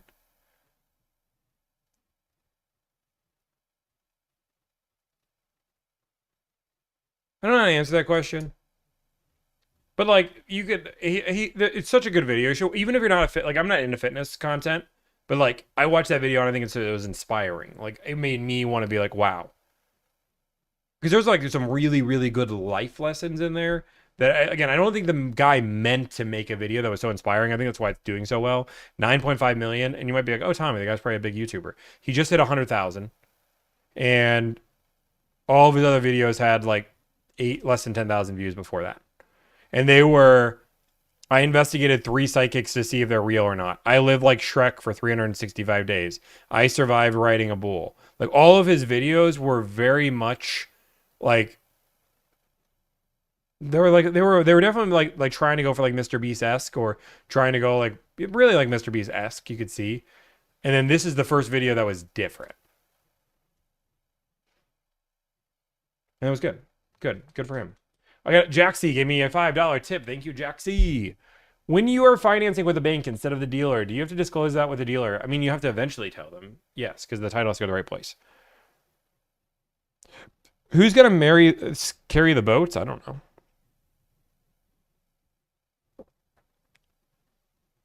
Well, I think the idea, so somebody says you're, ultra marathon runners go 30 miles a day, 12 miles isn't that crazy in comparison. It's crazy to do that off your couch. Like if I went and said I'm going to run 12 miles every single day without a rest day for the next 100 days, that is a bit crazy. Like I haven't been running, I haven't been working out, I haven't been doing that. Especially for somebody that like, who's like, I don't work out at all. And I'm going to start running 12 miles a day. You should wean your way into it. Chad Lancaster, people do run 30 miles a day, 100%. This guy runs like 40 miles a day. In the middle of the series, he was like, oh yeah, 12 miles ends up not being enough for you. So then you run 30. And he's showing his progress. I think he ended up running like 60 miles one day. What was the final total amount for charity? We raised a total of $7,300 for charity yesterday for our live stream. It was great. It was awesome. It was amazing. Do all your clients have cash as an option? No, not at all. I always just say that because it makes the negotiation easier. And I already know the rebates. His name is Find404.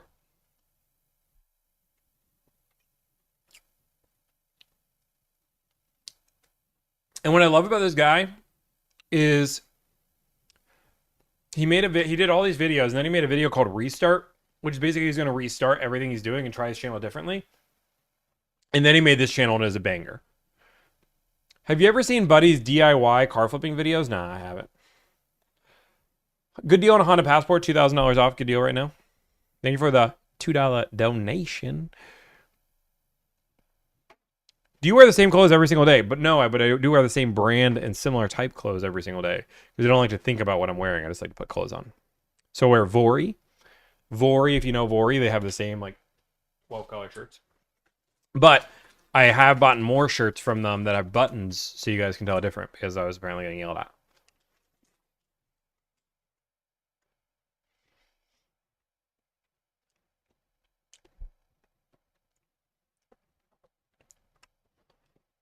Dude.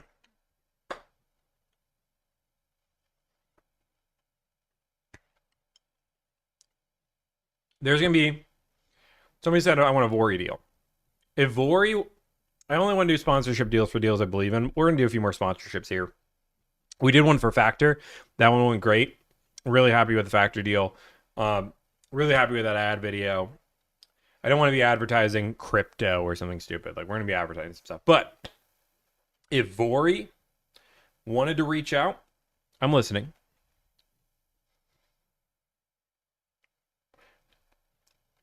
One of the things that I'm going to be doing here is I need to build a gaming computer. So if some company that knows how to build them wanted to reach out and help me build one, not even saying a free computer, I'm saying like help me build one and like help me have my setup, conversation. You have no style, change your shirts. No.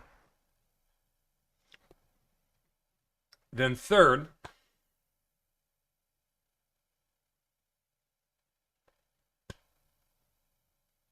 don't know what else. I don't know who Meta PCs is. There's only one game I play, and that's Balatro. And I play a lot of Balatro.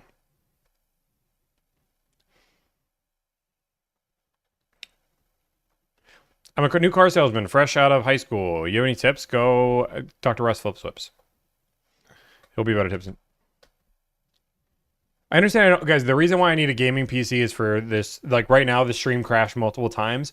The stream crashed for multiple different reasons, but one of the different reasons was I added all these new effects, and Streamlabs couldn't support it. Mac is not great for streaming.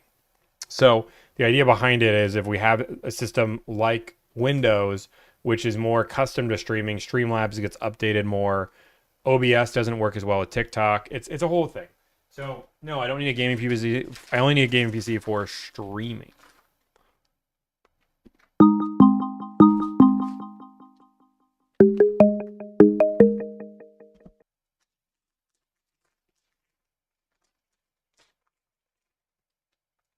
Wow.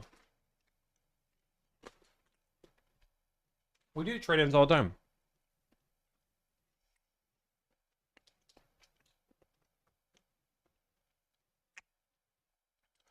What is your opinion on the Hyundai Tucson Limited versus the Audi? First off, you like cars that are unreliable. Thank you for the $5 donation, though. You do like you like cars that are unreliable. If I had to pick one or the other, if I had to, I would pick the Hyundai. But I wouldn't buy the car based on who can give me better negotiations. I'd buy the car that makes the most sense for you. Negotiations today are just Q&A. We're kind of just chilling. Hyundai is ultimately reliable brand. Are you high?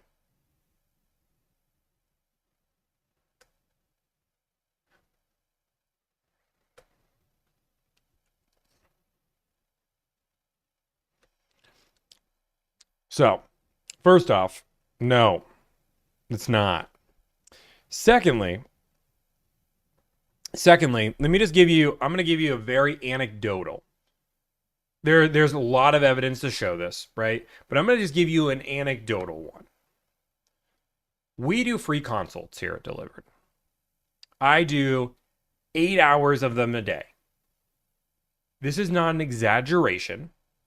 We do anywhere between 3 to 5 people a week reach out to me from a Hyundai because they're going through a lemon buyback, which if you don't know, doesn't hurt your reliability ratings.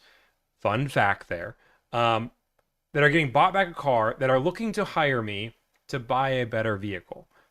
2 to anywhere between 2 to 5 a week, we do those. I have yet to ever see anybody from Toyota, Honda, or Mazda contact me for the same reason. I have hundreds of clients reaching out to me for Hyundai and Kia, same thing. That seems embellished. It's not embellished. You can ask Ashley. People have to wait to hire us because they're waiting for their claim check. Because they have to wait for that buyback process to go through. I've yet to ever have Toyota, Honda, or Mazda. Not once. That's anecdotal, but otherwise you can just go onto anything and type in Hyundai's catching on fire, Hyundai's getting stolen, Hyundai's doing this, and you'll probably find it. You have a funny face, honestly. Thanks, user.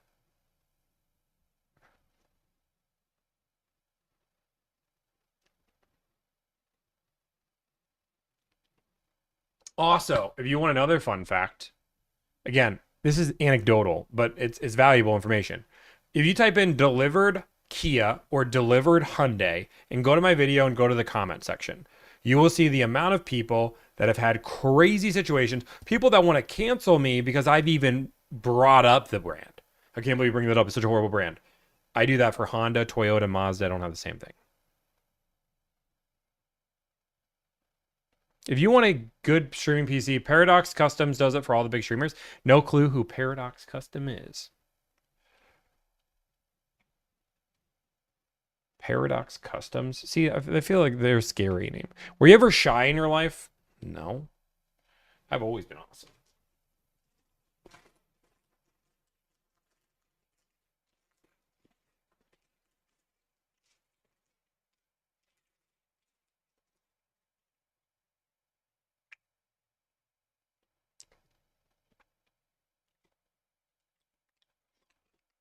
Guys,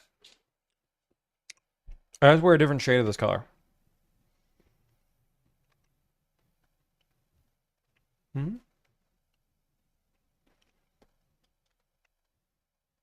Wrangler, 4Runner, 4Runner.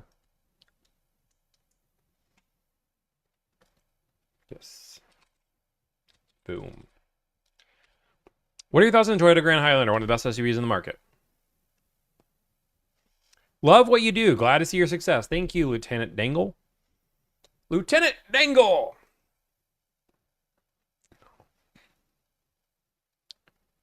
There's a lot of things popping up. Lease your Hyundai, yeah, 100%. And this is the other reason why people hire me too, right? I just give you an unadulterated advice. If you went to a Hyundai dealership, they'd be like, "Oh my god, our car's reliable." If you go to a Toyota dealership, they'd say that car's horrible. What we do is we just give you like the real advice. New car broker, what's up? Long time no see. What up, dog? What up, dog? Tips for starting a plumbing business. Understand your clients better than anybody else. Figure out the current issues that people have with plumbers and fix that problem. Chill Beans here. Thank you for the $5 donation. Is there a particular vehicle brand you recommend that is also flexible in price negotiation? Mazda, Toyota, Mazda, Toyota, Mazda, Toyota. To be fair, Hyundai dealerships never say they're reliable. They preach the warranty. That's fair. Why lease a Hyundai considering their warranty? Guys, they have a 10-year powertrain warranty. That's a whole different ballgame. Thoughts on the Jeep Wagoneer? Nah. That's a no for me, dog. That's going to be a no for me, dog. That's going to be a no for me, dog. Cass Mom, adult adjacent, says, let me know if you find out. Why is Mazda so slept on? Because they used to be a not so reliable brand. So what happened, boom, boom, boom, boom, boom, is Mazda used to be owned by Ford, 25%. And they made cars that were super economy, and it was like, it's fine, blah, blah, blah, blah. So then Mazda in 2016 said, you know what, dog? I don't want to be a part of this anymore. So they said, we don't like you anyway. Get on out. So boom, Mazda then buys out that 25%. And then they say, you know what? Let's do this. Let's make a car in Japan that's as reliable as possible. So it appeals to the reliability crowd. But let's make it look as good as a BMW. Right, dog? Right? So we have this beautifully reliable car that is aiming to go for the reliability and the luxury of a BMW. You fuse these together and you steal the people that want more luxury. You create a new client base, right? Because there's plenty of people that don't want to step up to a Lexus, that don't want to step to an Acura. Dog. I can say what I want, dog. That's a no for me, dog. No the Joe, it's on brand. Because it's literally the phrase that I use all of the time. I use that in a negotiation. Chill, dog. It's a no for me, dog. Our Subaru's reliability, they're great. Mazdas are getting pricey? Nah, dog. Randy Jackson. Real. Have you ever been to the Tail of the Dragon? No, but I want to. It's up on my list. Ooh, thank you. Somebody signed up. If you guys don't know, my name... Oh, just because I got to do this ad read, right? If you guys don't know, my name's Tommy, and I negotiate car deals for a living. My goal? Save you time, energy, and anxiety. We save money, but that surely is a byproduct. You could do this on your own. You don't need to hire me. Just listen to my tips and answer the questions. Call it a day. But if you're like, Tommy, I don't want to deal with it. I don't want to deal with the Carls of the world. Guess what? You can hire me. I charge a flat fee of $1,000. I've done the same $1,000 fee since the day I started. We do 150 to 200 deals a month. We have an entire team dedicated to making sure you have a world-class ownership experience. From the day you hire us, from the day you get a car in a driveway, it takes about 2 weeks on average. And our goal is to make sure you don't have to think about it. You don't worry about it. All you do is tell us what you want, sign the dotted line, and you get a car in your driveway. Bada boom. Bada bing. That's how we do it. No car is reliable today. Correct. Reliability has gone down as technology has gone up because consumers care more about the technology than do reliability. You make $100K per month? Yeah, probably. I don't know. How much was raised yesterday for charity? We raised a total of $7,300 that was donated to the charity. I'm watching from the UK and find your videos really entertaining. Duncan, I'll take the view. What mistakes did you make at the beginning? I've told it before, but I didn't know my customer base well enough, which was a big issue. I didn't know how to allocate my time. That was another big issue.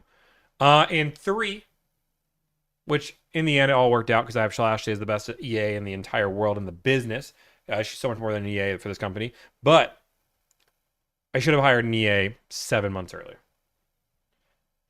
There's this concept of delegating that you have to get really good at as a business owner.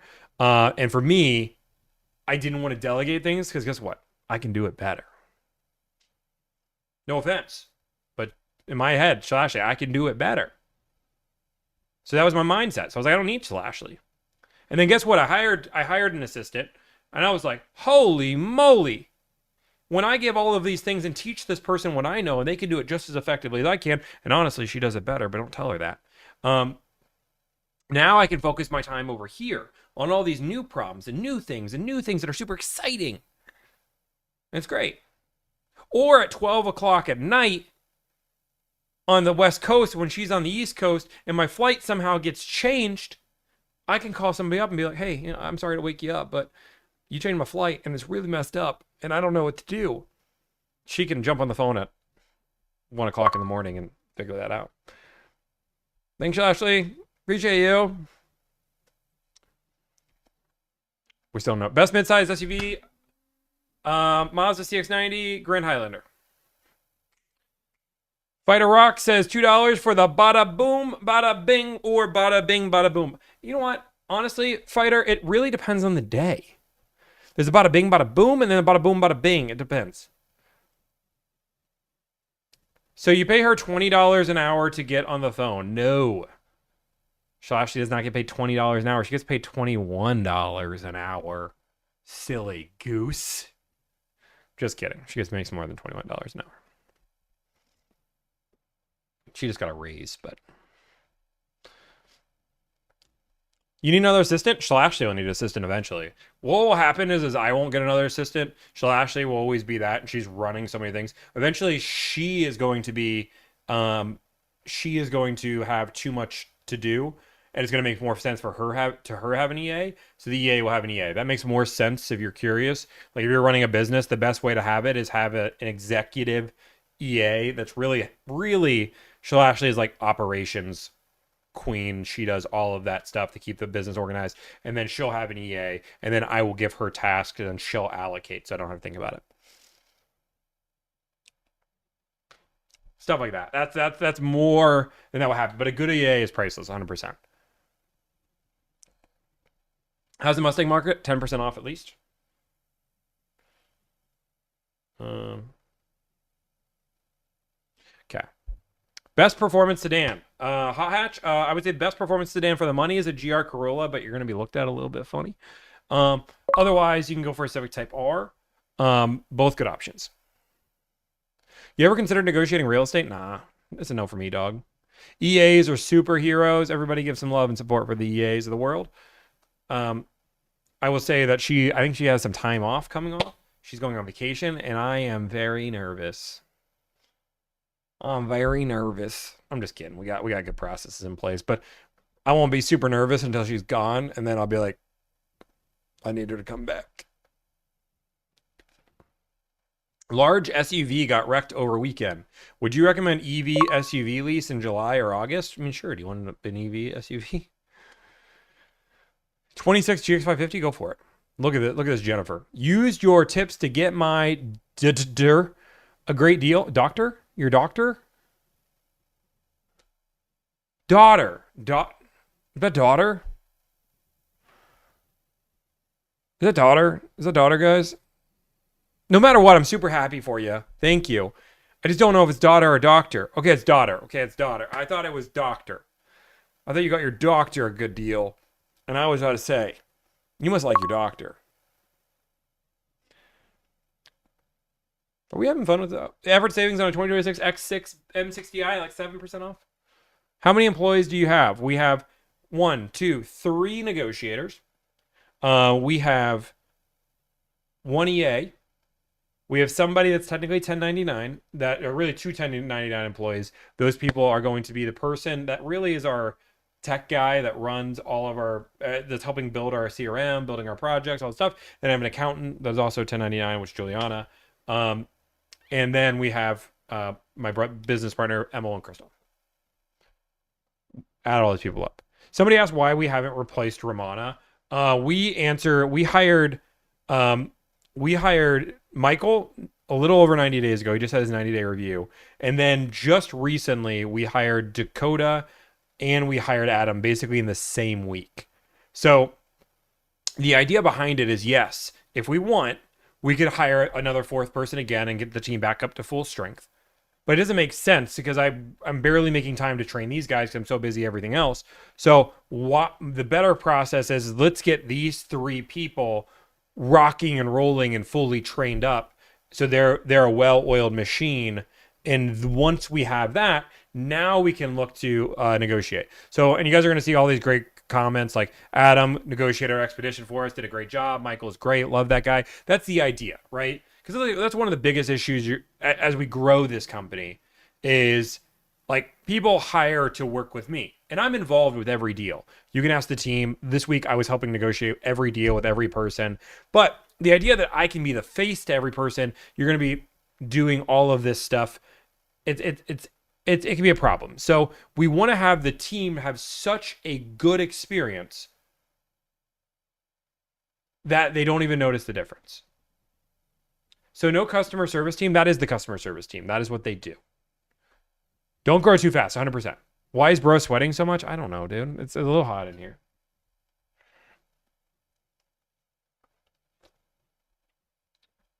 How much is a gift tax? I don't know. What is the gift tax? Ask accountant. What is a good discount on a Crosstrek? 10%. Polly Cave with a $10 donation. How much of a Forester hybrid? I just got 9% off one, but realistically, like getting 5 to 7% off is good. Chelsea with a $10 donation. Thank you, Chelsea. Appreciate that. How do you support your clients with the finance manager? Any tips at sitting down with one towards the end of the deal? So one of two things are going to happen. First off, we let the dealership know ahead of time if you want any of these products, if you want any of these things, if you want anything, bada boom, bada bing, that's all taken care of before you actually do anything. Secondly, we're there for a phone call that we can deal with that all the time. So basically we walk you through it, but we try to negotiate it all for you before you ever step in that room. Do you do YouTube videos on base Honda Civic Accords? Yeah. Are they part of your service? 100%. We do anything, guys. Anything that's new or used. Why do you not want dealerships to make any profit? This is a really good question. Honestly, because they're all slime balls and losers, and they want to take all your money. That's just a joke. Realistically, here's the thing. Dealerships want to make as much money as humanly possible. Consumers want to save the most amount of money that's humanly possible. The reason why dealerships use negotiation method is there's going to be some people here that are going to pay $10,000 over sticker on a RAV4. When you tell them about their paint protection, oh my God, I need that, please. Please give me the paint protection. Do you have anything else? Do you have the theft protection too? I'd like to have 7 of those. And those are the customers that are the dealerships love because they make so much money. There's also going to be there's going to be an engineer that walks through your door. I need to be 12% off MSRP.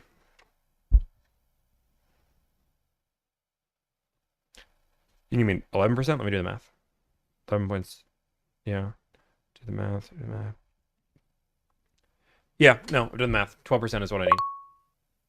Like, so you're gonna have both, right? Boom, boom, boom, boom. There's an average, which is why you talk about the average. Jim Life Agent, you know what? I actually learned this today, and it's actually funny. Kind of laughed. Had a laughing moment. People like Jim, I'm gonna give this. Get over it, Tommy. Nah, I won't get over it. But this guy, like, I was like, this guy hates me. I don't know why he hates me.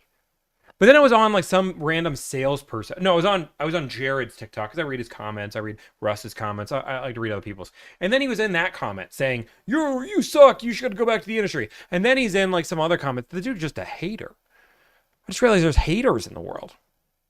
That's okay. I don't get how he's a life agent, though. Because if you're a life agent, I don't want you a part of my life.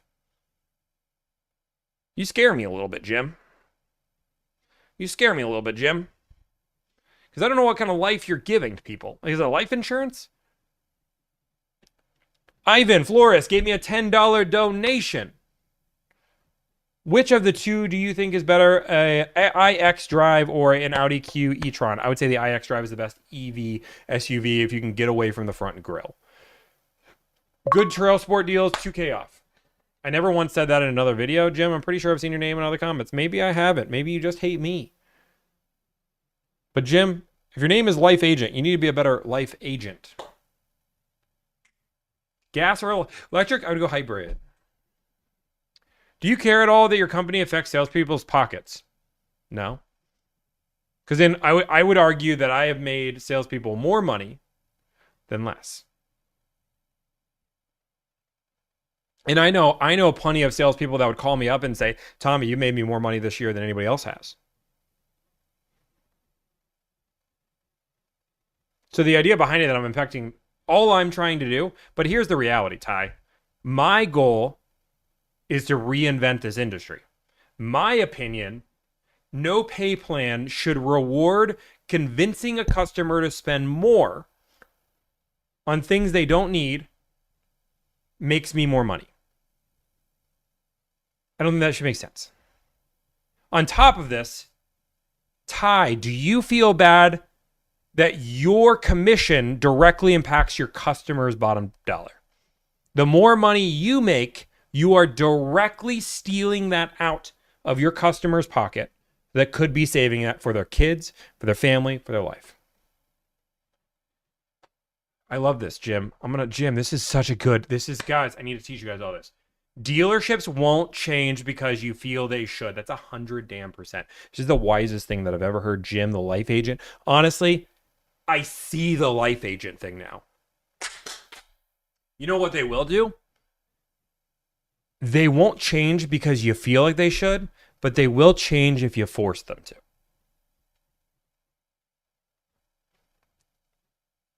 And that's what we're trying to do. You got one of two options. Keep dealing with me or make it easier to buy cars. How can you force them? Because more and more consumers every single year are now using services like mine rather than walking to the dealership. And eventually, as we keep growing, more and more people are going to think about using me rather than using Jim. And eventually, dealerships have to do one of two things. Make it easier to buy a car so people don't want to use my service. Or they only use me. I think dealerships will get smart and they'll change their business model. Is he doing any calls in the stream? Probably not right now. What kind of rugs are you on today? I don't know what rugs are. Before they change, they would just stop negotiating altogether. See, this is the beautiful thing about life. Dealerships have created a negotiable model because it's way more profitable for them. Right? They have made it's more profitable for them. They sell more cars this way. And if one dealership negotiates, guess what? They'll all negotiate. Because otherwise they're going to lose that chunk of business. And if I'm doing, let's just say I'm doing 1,000 deals a month. If I'm doing 1,000 deals a month, now all of a sudden you have to respect me. You have to respect the thing I'm doing. I'm stealing deals out. I'm losing the dealership money if you no longer want to negotiate. Or they use what you teach to your audience. 100%, Grashi. That's the other thing, is that people will negotiate on their own. But yeah, we can't force. But I'll give you just an example on how we've changed this industry. When I first started doing this, about 30% of dealerships would even give me numbers over the phone. They would not do numbers over the phone. They wouldn't talk to me. They wouldn't do any of this. Now we're closer to 60 to 7%. That number has flipped on its head because more and more people are negotiating over the phone again, because we've started making it more and more popular. You might say, Tomi, you don't have that kind of impact. Dude, we get like 20 to 30 million views a month. Like, yeah, like we do have a pretty decent impact. I cannot call half the dealerships without them recognizing me.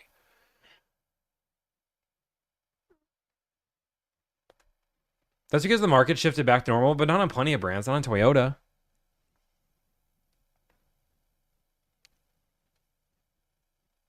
Is Romana still working for you? No, Romana no longer works here.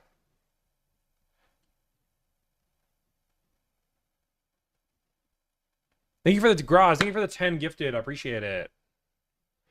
Scott Clark said, for the $5 donation, which vehicle is best bet for resale? LX500 or LX500? Ooh, LX500, 100%. 700, LX700.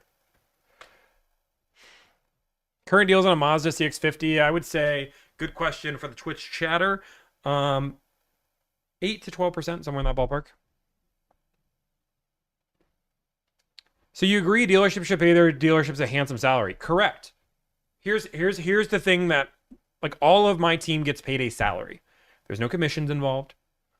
But the facts of the matter is, like, if you want to be really real about the car industry, the reason why the car industry sucks is because of the business model that ownerships and managers have put in place.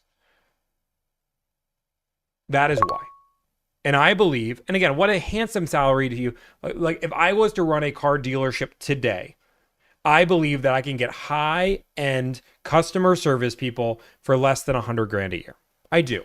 Would I lose some talent? 100%. But do I believe for right around $100,000 a year with volume bonus? You can do volume bonus. You can do customer service experience. Yes, 100%. Right around $100,000 is what I think a car salesman should probably make. Car salesman will get lazy with a salary. Watch this. This is the beautiful thing. This is what people don't understand. Hey, you have not sold any cars. We have a minimum expectation for you to sell X amount of cars before you to work here. So, bye. This is your termination paperwork. This is like, guys, business owners can fire people. If somebody, we do a 4-day work week, work from home, and we pay really well for our team, right? Like, our team does well. We get a lot of applications, call it a day. Now, the reason why I say that pay has to be more is I believe car salespeople can't work from home, so I believe that income should be a little bit higher. I do believe working from home should give you a better experience. But if somebody doesn't perform here, we give all the training tools necessary, and then we just say bye. Like, that's life. Some of the earliest hires couldn't figure it out. No, dealerships shouldn't use Foursquares, Jim. You know the answer to that. Like, what are we doing? Can I get more for you? Sure. How many cars did they sell? Depends on the dealership. Depends on the dealership. But here's the thing, is that owners, there are very few owners that are not doing well. Owners have become very greedy when it comes down to their packs. Don't be condescending. It was a question. Dude, Jim, the problem, Jim, is you're asking, like, that's like saying, what do you think about dealerships charging $10,000 of extra add-ons? Like, you know the answer. You're just, like, baiting a question. Like, if you want to have, like, a real discussion, let's go about it. But there is nobody in the industry, if you ask any content creator, like, is Foursquare's good? Nobody's going to be like, oh, yeah, they're great. Yeah, I love Foursquare. I love less transparency. It's awesome. Like, I'm sorry, there's nobody believes it. Yeah, Chloe's asking if the sky is blue pretty much. Yeah, I mean, it's just like, it's lack of, Jim, it's everybody's thoughts on Foursquare. Everybody that has thought about Foursquare is lack of transparency. Better for the dealership, worse for the consumer. You can't fire anyone you want. You're an at-will employer in theory. Yeah. I mean, sure, you have to. Are we in a car loan bubble? Yeah, probably. Current market on the Golf R, thank you for the $2 donation. We just got 10% off one recently, but I need to look. I'm not 100%.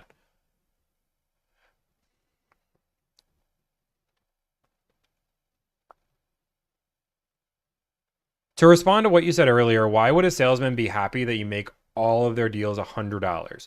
Great question. Ty, have you ever had a car deal that you've done 9 hours? Well, let's say 4 or 5 hours with. You've gone on 9 test drives. You went back and forth for numbers for 45 minutes to 3 hours, and you made a mini. you made that same $100. Now imagine you could talk to me and you will spend 20 minutes on this car deal, max. 30 minutes if you're not good at your job, but 20 to 30 minutes, you'll make 20 to 30 minutes and you'll make $100. You don't have to take them on a test drive. You don't have to set them up with anything. All you have to do is take in their sold deal checklist, get them into finance, call it a day. That's it. That's why.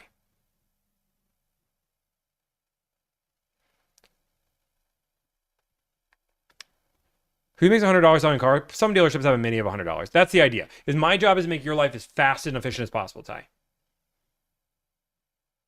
See, Maddie, I've done deals with Maddie. He says every deal that I've done with Delivrd client in and out in less than 45 minutes. And I'll take that. Because in reality, Maddie, every time that I call Maddie, he knows that he's probably making, worst case, $100 an hour. $100 per hour, for math that people don't know, is about $200,000 a year if you consistently made that. So you can keep doing business. Boom. That's the idea. And there's going to be a moment when you're working in car sales where you go like this, you know what? I'm going to scroll on TikTok. I'm going to TikTok scroll. And when that moment happens, you could just call me and make $100. Why can't you just order my car online without talking to people? Everything else works that way because consumers don't actually want that. Dealerships don't want that. And manufacturers don't want it. Nobody wants it. Now, consumers think they want it because the current business model is so broken. But studies have said when you're spending this amount of money on something, people want somebody to walk them through it. That's just facts.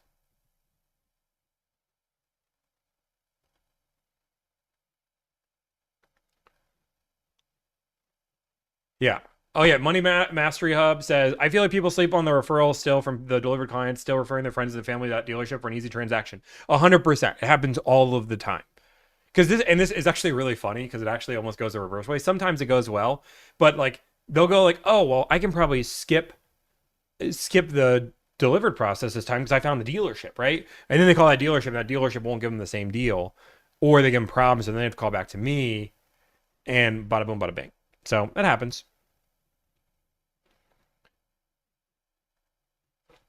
Don't forget negotiations direct. Yeah, and it doesn't even matter. Like consumers negotiate because they feel like they have to negotiate. The idea behind direct to consumer would have no negotiations. I think most consumers would be fine there, but the price would still change. The idea behind it, this is like the most ignorant thing and again, I'm not for direct to consumer. I don't think it's a good idea. But the idea that the manufacturer is going to set an MSRP and just set that MSRP the same all year is just disingenuous. It means you're completely ignoring what other direct-to-consumer models have done. Like Tesla changes their model all the time. No negotiations, online price is the best price. Sure, but that price can go down. Yes, the best price is online, but surely that can go down. You ever give a salesman a tip? No. You ever done any used diesels? I don't know the market on a used Ford Super Duty. I mean, you can get deals on them for sure, but I would probably buy new over used unless it's really old, like 5 or 6 years old. Austin. Yeah, I want to change these up. And honestly, guys, like part of the reason I know a lot of people want me to make phone calls, but like yesterday's stream, I know this sounds crazy, but this is like mentally exhausting to not only do the conversation. This like energizes me a little bit. I love having conversations. I love talking to people. Good, bad, and ugly. What if dealerships catch on and you get more no's? We have like 20 million views a week. Dealerships have caught on. Here's the thing that's super easy. If dealerships say no, 99.9% of those dealerships never would have given me a good deal in the first place. It makes my deals more efficient because if I said, hey, all you have to do is give me a great price on a car and you got a car deal in 5 minutes, there's certain dealerships that are like, that makes sense. And there's certain dealerships that say, hey, we're never going to give them the best price and we charge 10 grand of add-on, so I don't even want to be on a TikTok paying up. Cool. Would you help with a Kia EV9 land finance? 100%, Dustin. We got you. What can you get an out the door? I hate the out the door question because everybody's state taxes title license. The only fee you should pay is the doc fee, tax title license, and you should get $2 to $3 grand off that car. No dealer ads. Now, if you guys are here and you're like, Tommy, I want to see a negotiation, right? Because there's some people that are like, dude, I want to see a negotiation. I don't normally go live on Wednesdays because we have a video. If you guys don't know, we have a YouTube channel. I know this is kind of crazy. But we did just post a YouTube video 4 hours ago. It's already doing really well. It's literally called Rude Salesperson Tries to Scam Me. And I'm saying, I don't use the word scam lightly. I don't use that word on all of my videos. I'm not using that. This salesperson tries to pull a few over on me. And luckily, your boy figures it out. It's a good video. But you should go watch that one, no matter what, after all of this.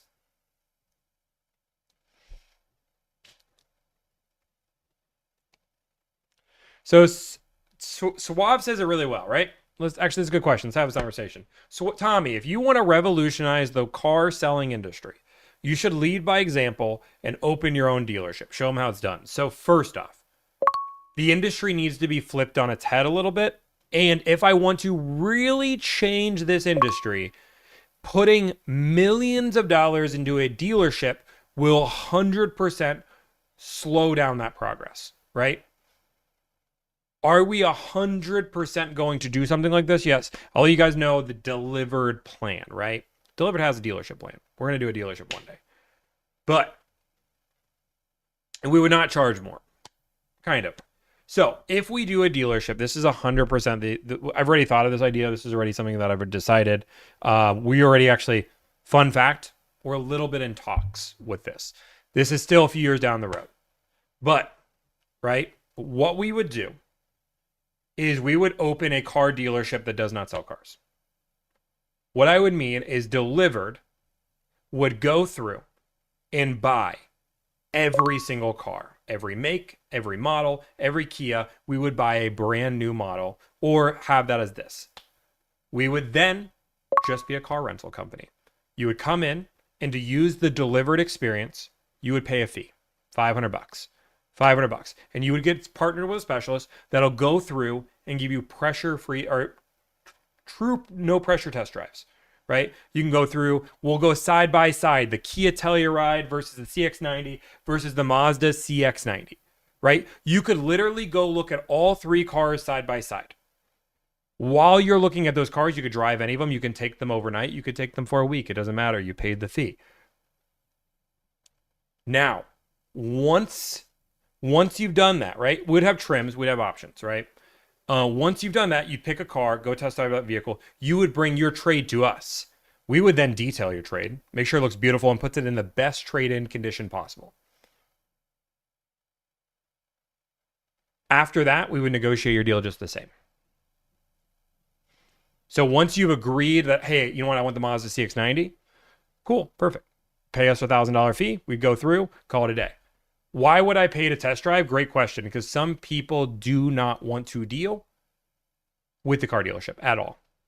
And my client base is not millions of people. My client people who I understand my clients better than anybody else. My clients are people who value their time more than they do their money. And there are plenty of people that, let's be very real. Jason says bankruptcy in 6 months. Let's go through this. First off, actually, I want to nail on this. So first off, if you want to be very transparent, we are going to have probably a big enough presence that manufacturers will supply cars in my eyes. I'm sorry, but this is not a tomorrow plan, but as much influence as we have on the car market, it would be 100% a point where a lot of dealerships, right? A lot of manufacturers would just donate cars, right? They would just donate cars or give them on loaner. Secondly,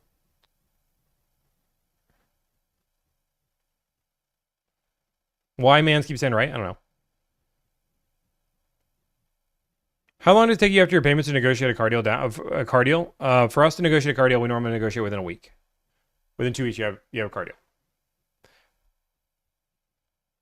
Yeah. So Tesla has it would be an experience center. That theory 100% works. Your business model requires no investment, no overhead. You can shut down in minutes. You should probably tell my assistant that and my multiple employees. I don't know what I can't just shut down. I got to pay my team. I've got to pay for all of my software. We have $50,000 to $70,000 a month in expenses. I don't know what kind of business you think we run. That doesn't include my brother's cut of income. Yeah, we have expenses. We built an entire CRM from the ground up.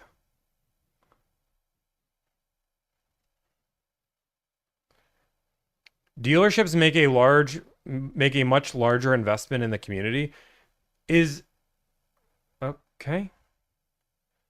Dude, does a dealership's investment equal the amount of good they do?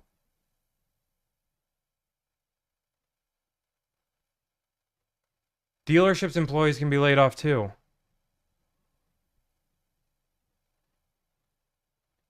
That's a crazy statement. So, hypothetically, if I build a park, a dog park for my or for my community,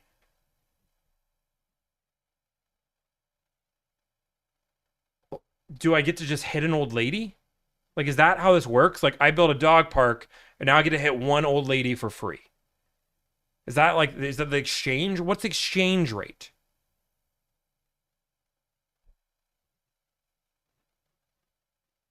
I'm just. No one wants a subscription-based model for cars. It's expensive. We're not doing a subscription-based model for cars. Nobody agrees to that. Yeah.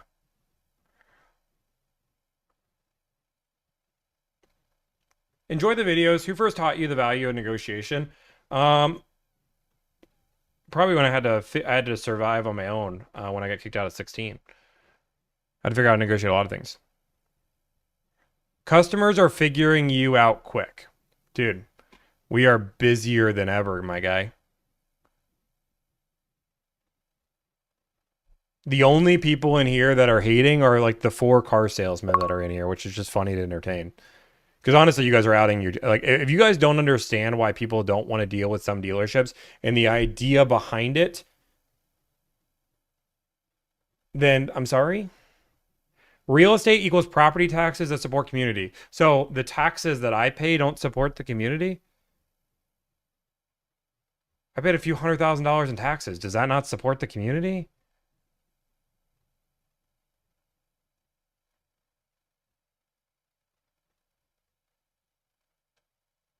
And those property taxes are a tax write-off. So just because they're paying property taxes doesn't mean that they're double paying taxes. No, that's not true. Dealerships don't pay. If you pay property taxes, that's a tax write-off. You don't pay property taxes plus pay the same amount of taxes. If you're paying property taxes and have this, that is an investment that comes out. That is an expense, meaning you're paying less taxes. Can you give me a deal on a semi-truck? No, I can't. I've got a lease buy on a 2022 GT line, all-wheel drive, $26,000. Dealership says has been finicky with it. Can I buy it out early? I mean, you can, but I'd wait to the very end. Makes more sense.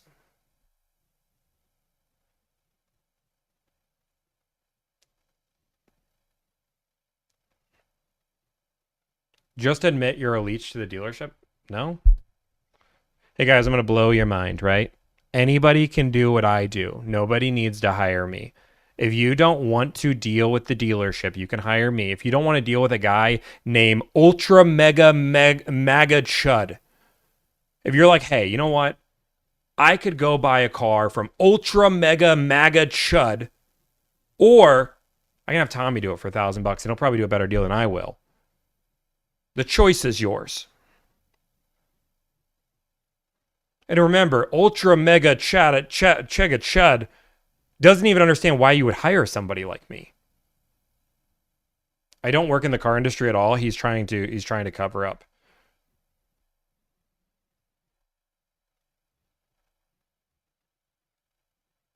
Thank you for the $20 donation. Dustin, might be stupid, but should we test drive an EV9 Ioniq before going with you? Yeah, I mean, you can hire us because there's like a week-long period, but 100%, 100%, you should drive the car first. Dude, I love cars. I know that maybe he's not even a car salesman, but you all are the same. Like, this is the problem. Like, I'm gonna give you guys some business advice, right? The reason why car dealerships are struggling right now are car dealerships don't understand their consumers. They think, if you ask most car salespeople, they say, consumers just want the best possible price. They want to rob us blind so we don't make any money. But in reality, consumers want a better car buying process, and they just don't trust you. Because for years, dealerships abuse the system. Now, plenty of dealerships don't abuse it, but there's enough bad apples that they abuse the system. Now consumers feel like they have to negotiate. Because if you don't negotiate, you're getting screwed. We've been taught that in life. That is a muscle memory that people have learned. So dealerships do not understand that their customers, really all they want to do, all customers want is an easier car buying process. They don't care if they have to spend more for it. They just don't want to get a bad deal.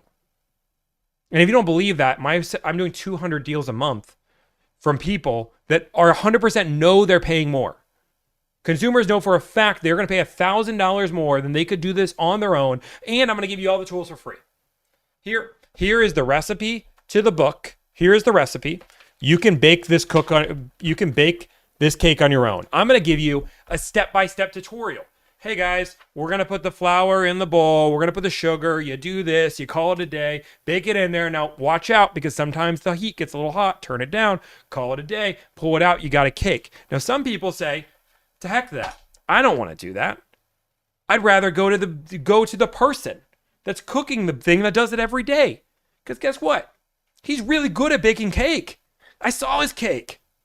He's got a big cake. See what I did there?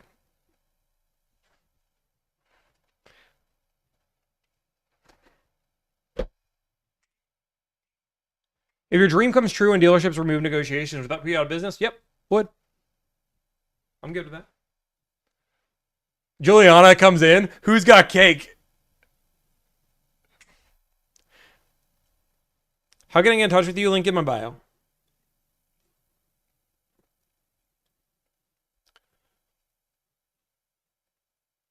Okay, I can't actually comment that one. Gonna hire you next summer. Love it. And this is what I love. And the reason why people always say, Tommy, why do you answer all the car salesmen? Because car salesmen are the best advertisement I've ever had. Not all of them. Plenty of them are good. Again, I'll say it at 10. I'll say it a million times. Dealerships are for profit. Their goal, make the most amount of money humanly possible. Consumers want to save the most amount of money humanly possible. And this isn't just in car sales. And this is why dealerships, I believe a lot of dealerships don't understand their consumer. Consumers always want to find the best possible deal, right? All consumers want to find the best possible deal. How many times when you're about to go buy something online, you go and double check, right? You go and double check, is this the cheapest price? Can I get it cheaper on Amazon? I'm about to buy this at Best Buy. Are you sure I should do this? Let me go double check this. Ooh, if I wait 2 days, I can get this a little bit cheaper. Or if you go to the manufacturer website, you're like, oh, okay, call it a day. People shop and get the best possible deal everywhere. This isn't just car sales. And there's nothing wrong with making money. The problem with it, though, is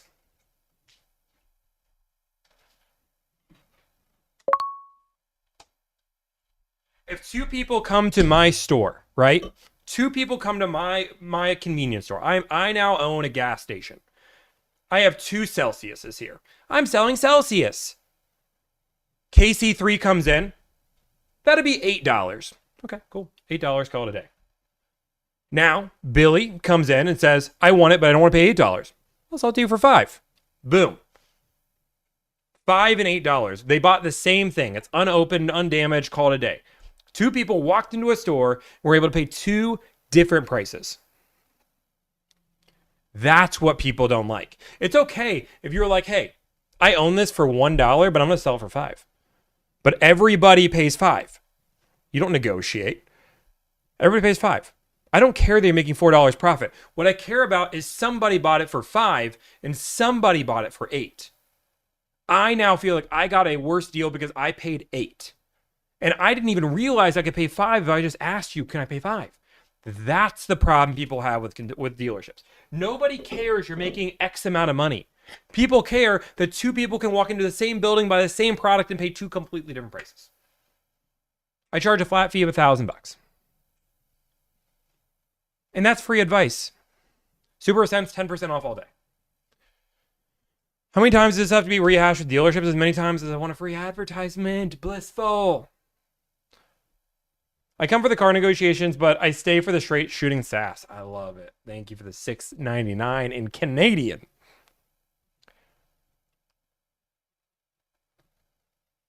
Does your company buy vehicles from haggle-free dealerships? We can, yeah. I mean, if it makes sense.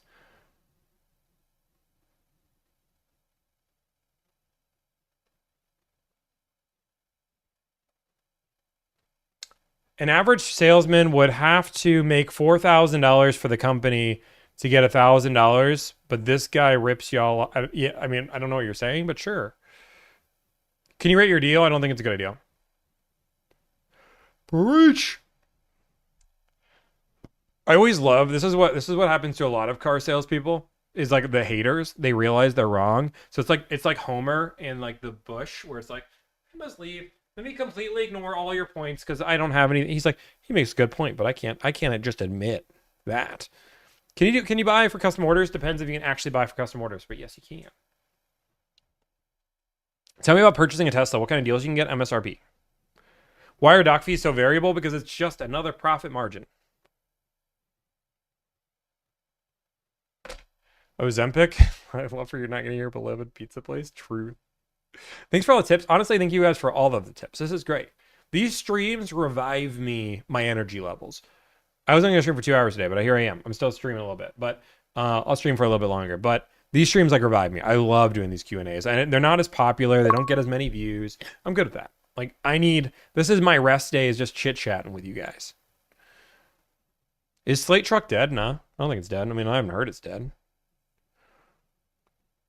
Why is it easier to buy a Benz than a Honda? Because Benz are less popular than Hondas. Dude, it's the US. It would be weird if there wasn't somebody mad about absolutely nothing. You're not wrong.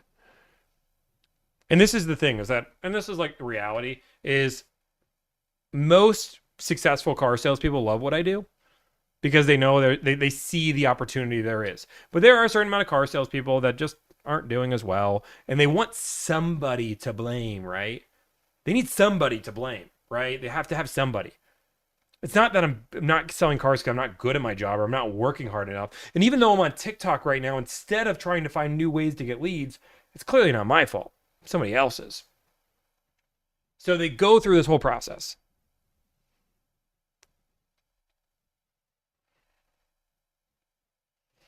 Carl says not true. Carl. What's the average discount on Camry? 4,000 to 6,000. 4,000 to 6,000. What should I look out for buying a used Tesla? You need to check battery level. You need to check the interior because that falls apart very quickly. In my opinion, I would inspect. I wouldn't get one over 50,000 miles personally.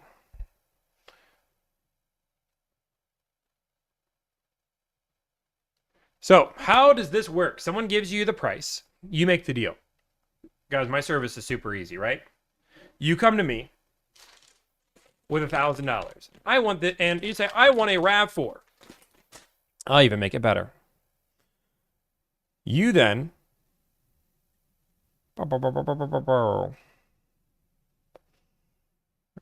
stream mode. Okay. Stream mode. You then get access to a customer profile page. Now with the customer profile page, you can go through and see all the deals that we're negotiating. You can see what car we're actually trying to buy, what we're trying to do. This person wants a Dodge Durango, 20th edition. They're willing to travel this far, bada boom, bada bing, call it a day. They want all of these things. These are all the offers. Now, I look at these offers because I'm involved with everything. I'll go through and say, I'll look at the offer and say, oh, that's a good offer. That's a bad offer. Go through this, say good offer, bad offer, good offer, bad offer, good offer, bad offer, good offer, bad offer, call it a day. We have our own work logs, our own turn notes, trade information, call it a day. Once we find a deal and you hit the accept button, we accept your deal. We set you up with a dealership. You do all the paperwork that we've already pre-negotiated. Bada boom, bada bing, call it a day. I'm in car sales and we use guest sheets so we can land you on the right vehicle without negotiating. I have no idea what a guest sheet is, but it probably is right. No problem, Drew. Do the gift memberships go out or does it go out to the gift? It's just random. But if you want to pay the 99 cents, your question will always get prompted here. You see this? I'm giving an extra benefit for the 99 cent club. I do leases and buys. Can you pin TikTok messages? No clue how to do that. Thank you for the 10 gifted memberships. Oh, I don't know. That's the only way I can pronounce your name. Ooh.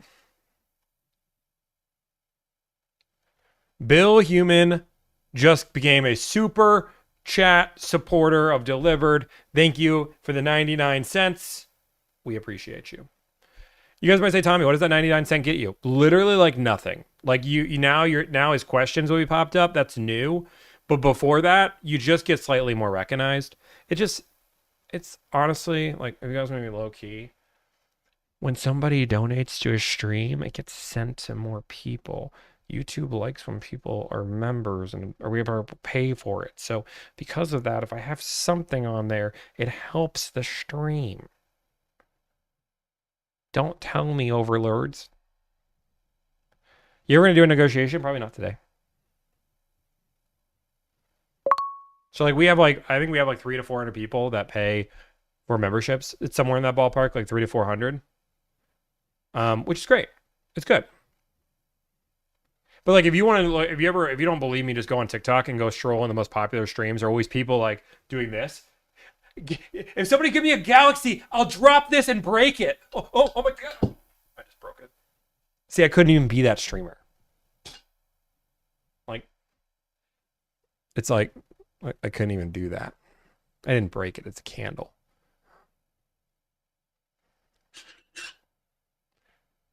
Or they're saying, hey, do you want to buy this candle? This candle is $7.99. You can check it out on the TikTok shop. You want a TikTok shop? Call it a day. This is a candle. It is a used candle. Oak wood vanilla. Buy it on my TikTok shop. I think I have a TikTok shop, but no clue what's on it. Break it. Yeah, and people are like, break it, break it, break it, break it. Need to work on your influencer. How much of a discount should I expect on a Kia Carnival? Like 2,000 to 3,000? Used is completely different. If a dealership is full of balloons, run away. I mean, that's not a correlation. Someone give him a galaxy. He'll let the Miss Rag. Whoa, Miss Rag is right. What? I don't know what this even means.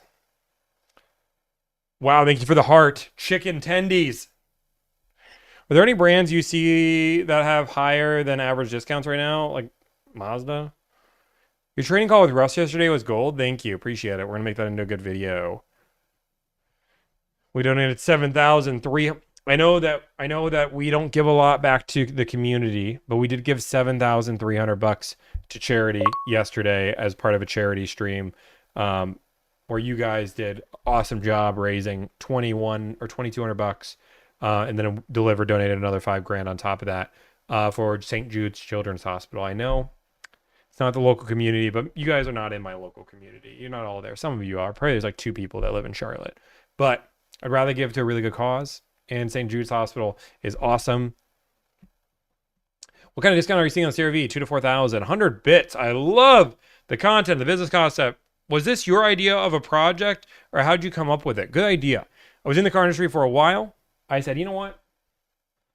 I realized a lot of people didn't like the car buying process. And my brother is he builds businesses for a living. And I was like, you know what? If I can make car buying easier, save people time, energy, and anxiety, I probably have a business idea. Bada boom, bada bing. Called it a day. Why was it TikTok restricted? Because people were spam reporting me because I was donating for charity. And they believe, even though I wasn't asking for gifts, I was asking for directed contributions. But they said I was asking for gifts, like TikTok gifts, which is not how you do that, because TikTok gifts TikTok takes 50%. So you can't have them take 50% and then donate. It doesn't make any sense. You have to do it as a charity stream. We were having people donate either directly to the charity or donating to a certain way that would all get done. Are you considered a broker? No. My wedding vows, bada boom, bada bing, let's call it a day. I would do that. I donate mostly to my local food bank. National charities, I'm pretty sure no money gets back to my community. Probably not. There's a fan club. I don't know what the fan club is, but I appreciate that. Hey, Tommy, just want to show you love. Hopefully I can work with you one day. I love it. Thank you for the love. Traverse Z71, 10% is not possible. John Baxter, thank you for the $5. I would say closer to 5% is a little bit more attainable. What mods have you done to the M5CS? Stock as heck other than exhaust. Exhaust and intake. I've never seen a Raptor R without a markup. Yeah, you're probably not going to find one without a markup. Traveling out of state with a trade seems tricky. Any trips to traveling, I would just sell it locally. Probably make more money that way anyway. I haven't seen any applications yet because we already hired. But we're going to still go through all the applications and we're going to decide if there's somebody that still makes sense for the future because we're going to be hiring sooner or later, but we're just not hiring yet. What is the Hawaii Ford? Oh, it's horrible. It's horrible. It's horrible, Day Day. It's horrible. Okay. You got a few more minutes here and then we're going to... But if you guys want me to hire to do a cardio, $1,000, what's the cost of using your service? Great question, Jorge. Thank you for implementing. I charge a flat fee of $1,000. My goal is to save you time, energy, and anxiety. We save you money, but that's a byproduct of it all. You hire me, and within 1 to 2 weeks, we'll get you a car deal. There's other people that do it, but I'd like to say we are the best. We have our own database of information. We have our own built-in CRM, a customer profile for transparency, and I'd argue we make some of the best deals possible. If you don't trade in your car, you lose tax credit. That's crazy. I didn't know that. Dang. Just kidding. Of course you do that. Yeah, we do the math to figure out what makes the most sense. But if you're saving $3,000 more than you would your local dealership, it starts to make more sense. $1,000 is a scam. Blackaboo, I'd love to know more. Tell us more. I just love when people are like, it's a scam. It's a scam. You have a 100% voluntary product. You're a 100% voluntary product that anybody can do. You advertise and teach people how to do it on your own. But yet, it's a scam. There's no necessity of using the service at all. It's completely optional. It's like my biggest thing. I love it. I love when people are like, you're a scam artist. What? Huh? What? Joe tipped us $1. I got an issue with the dealership. Lease end on a Kia. We already answered this question. You can try to get out of it early if you really want. I already answered the question this way. Paying for time so you don't have to hunt for a car. Yeah, people pay. Here's the beautiful thing is people pay for time savings all the time. Good deal on a Ram, like well over 10%, almost 20% off one of those. But like the idea behind it is like, do you pay to go out to eat? Like, are you gonna say it's a scam because people are marking up food and making money on the food because you didn't want to cook it yourself? Good deal on a C8, 10% at least. Will a car lose value sitting on a lot for 100 days? Yes. Tomi, a Chevy dude, but 100% better. I'll take that. I'll take the 100% better part. Boston said it perfectly. The people who pay $1,000 to handle buy a car can afford it. 100%.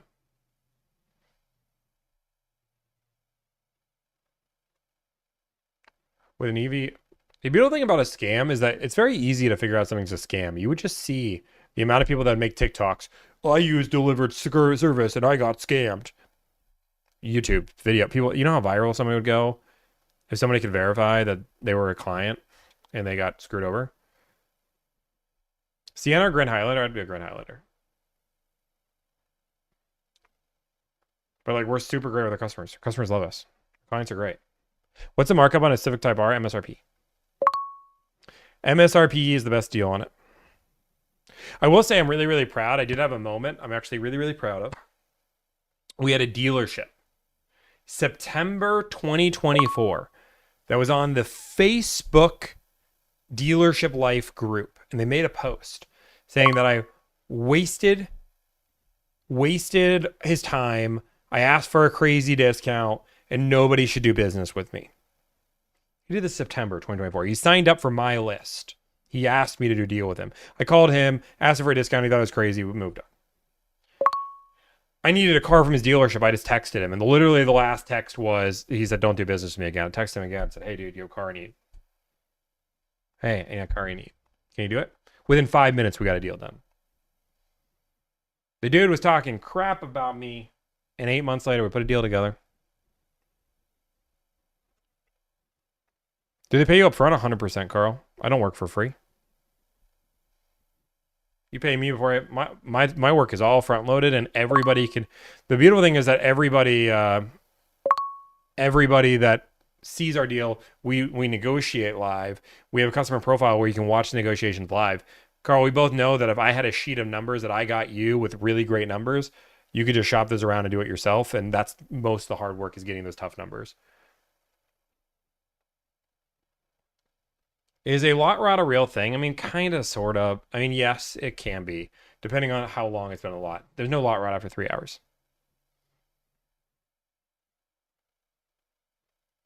What's a good deal on a Volvo XC60? 10% off. Okay, guys. We've done for a 2.5 hour stream, which is what I wanted to do. Tomorrow, we're back to... First off, before we stop, I just need everybody to do me a huge favor. Like, dead serious. Everybody go do me a huge favor. If you haven't already, go check us out on YouTube. We just put a new video out. Rude salesperson tries to scam me. I don't use the word scam lightly, but this one literally I used the example. Maybe even Carl can watch it and see how this dealership is not every dealership scam artist, but this one definitely was. Go watch that video for me. Go click on it. Go comment. Go like. Go share. Tell your friends and family. It helps out a ton, right? It really does. It is called Rude Salesperson Tries to Scam Me. Go check that on YouTube. We're going to have some more TikToks out today. My goal is to make every... Oh. Okay. Go subscribe to it. We're about to hit 100,000 subscribers, and we have to $100,000. 100,000 subscribers. We're going to do a really fun video idea. Go watch that. Thank you guys for the support. Tomorrow, we're negotiating deals all day. All day for you guys. You guys were so patient with me. And then we do my nice recovery stream. You guys are great. You guys are awesome. Please don't forget to smash the like button, subscribe. Special events coming at 100,000. We're going to do a fun 100,000 special. It's going to be great. It's going to be cool. It's going to be awesome. If not, peace out. Bye-bye. Bada boom, bada bing. I don't have a pineapple. It's Max. It's a name. Vicky, it's the name of my dog.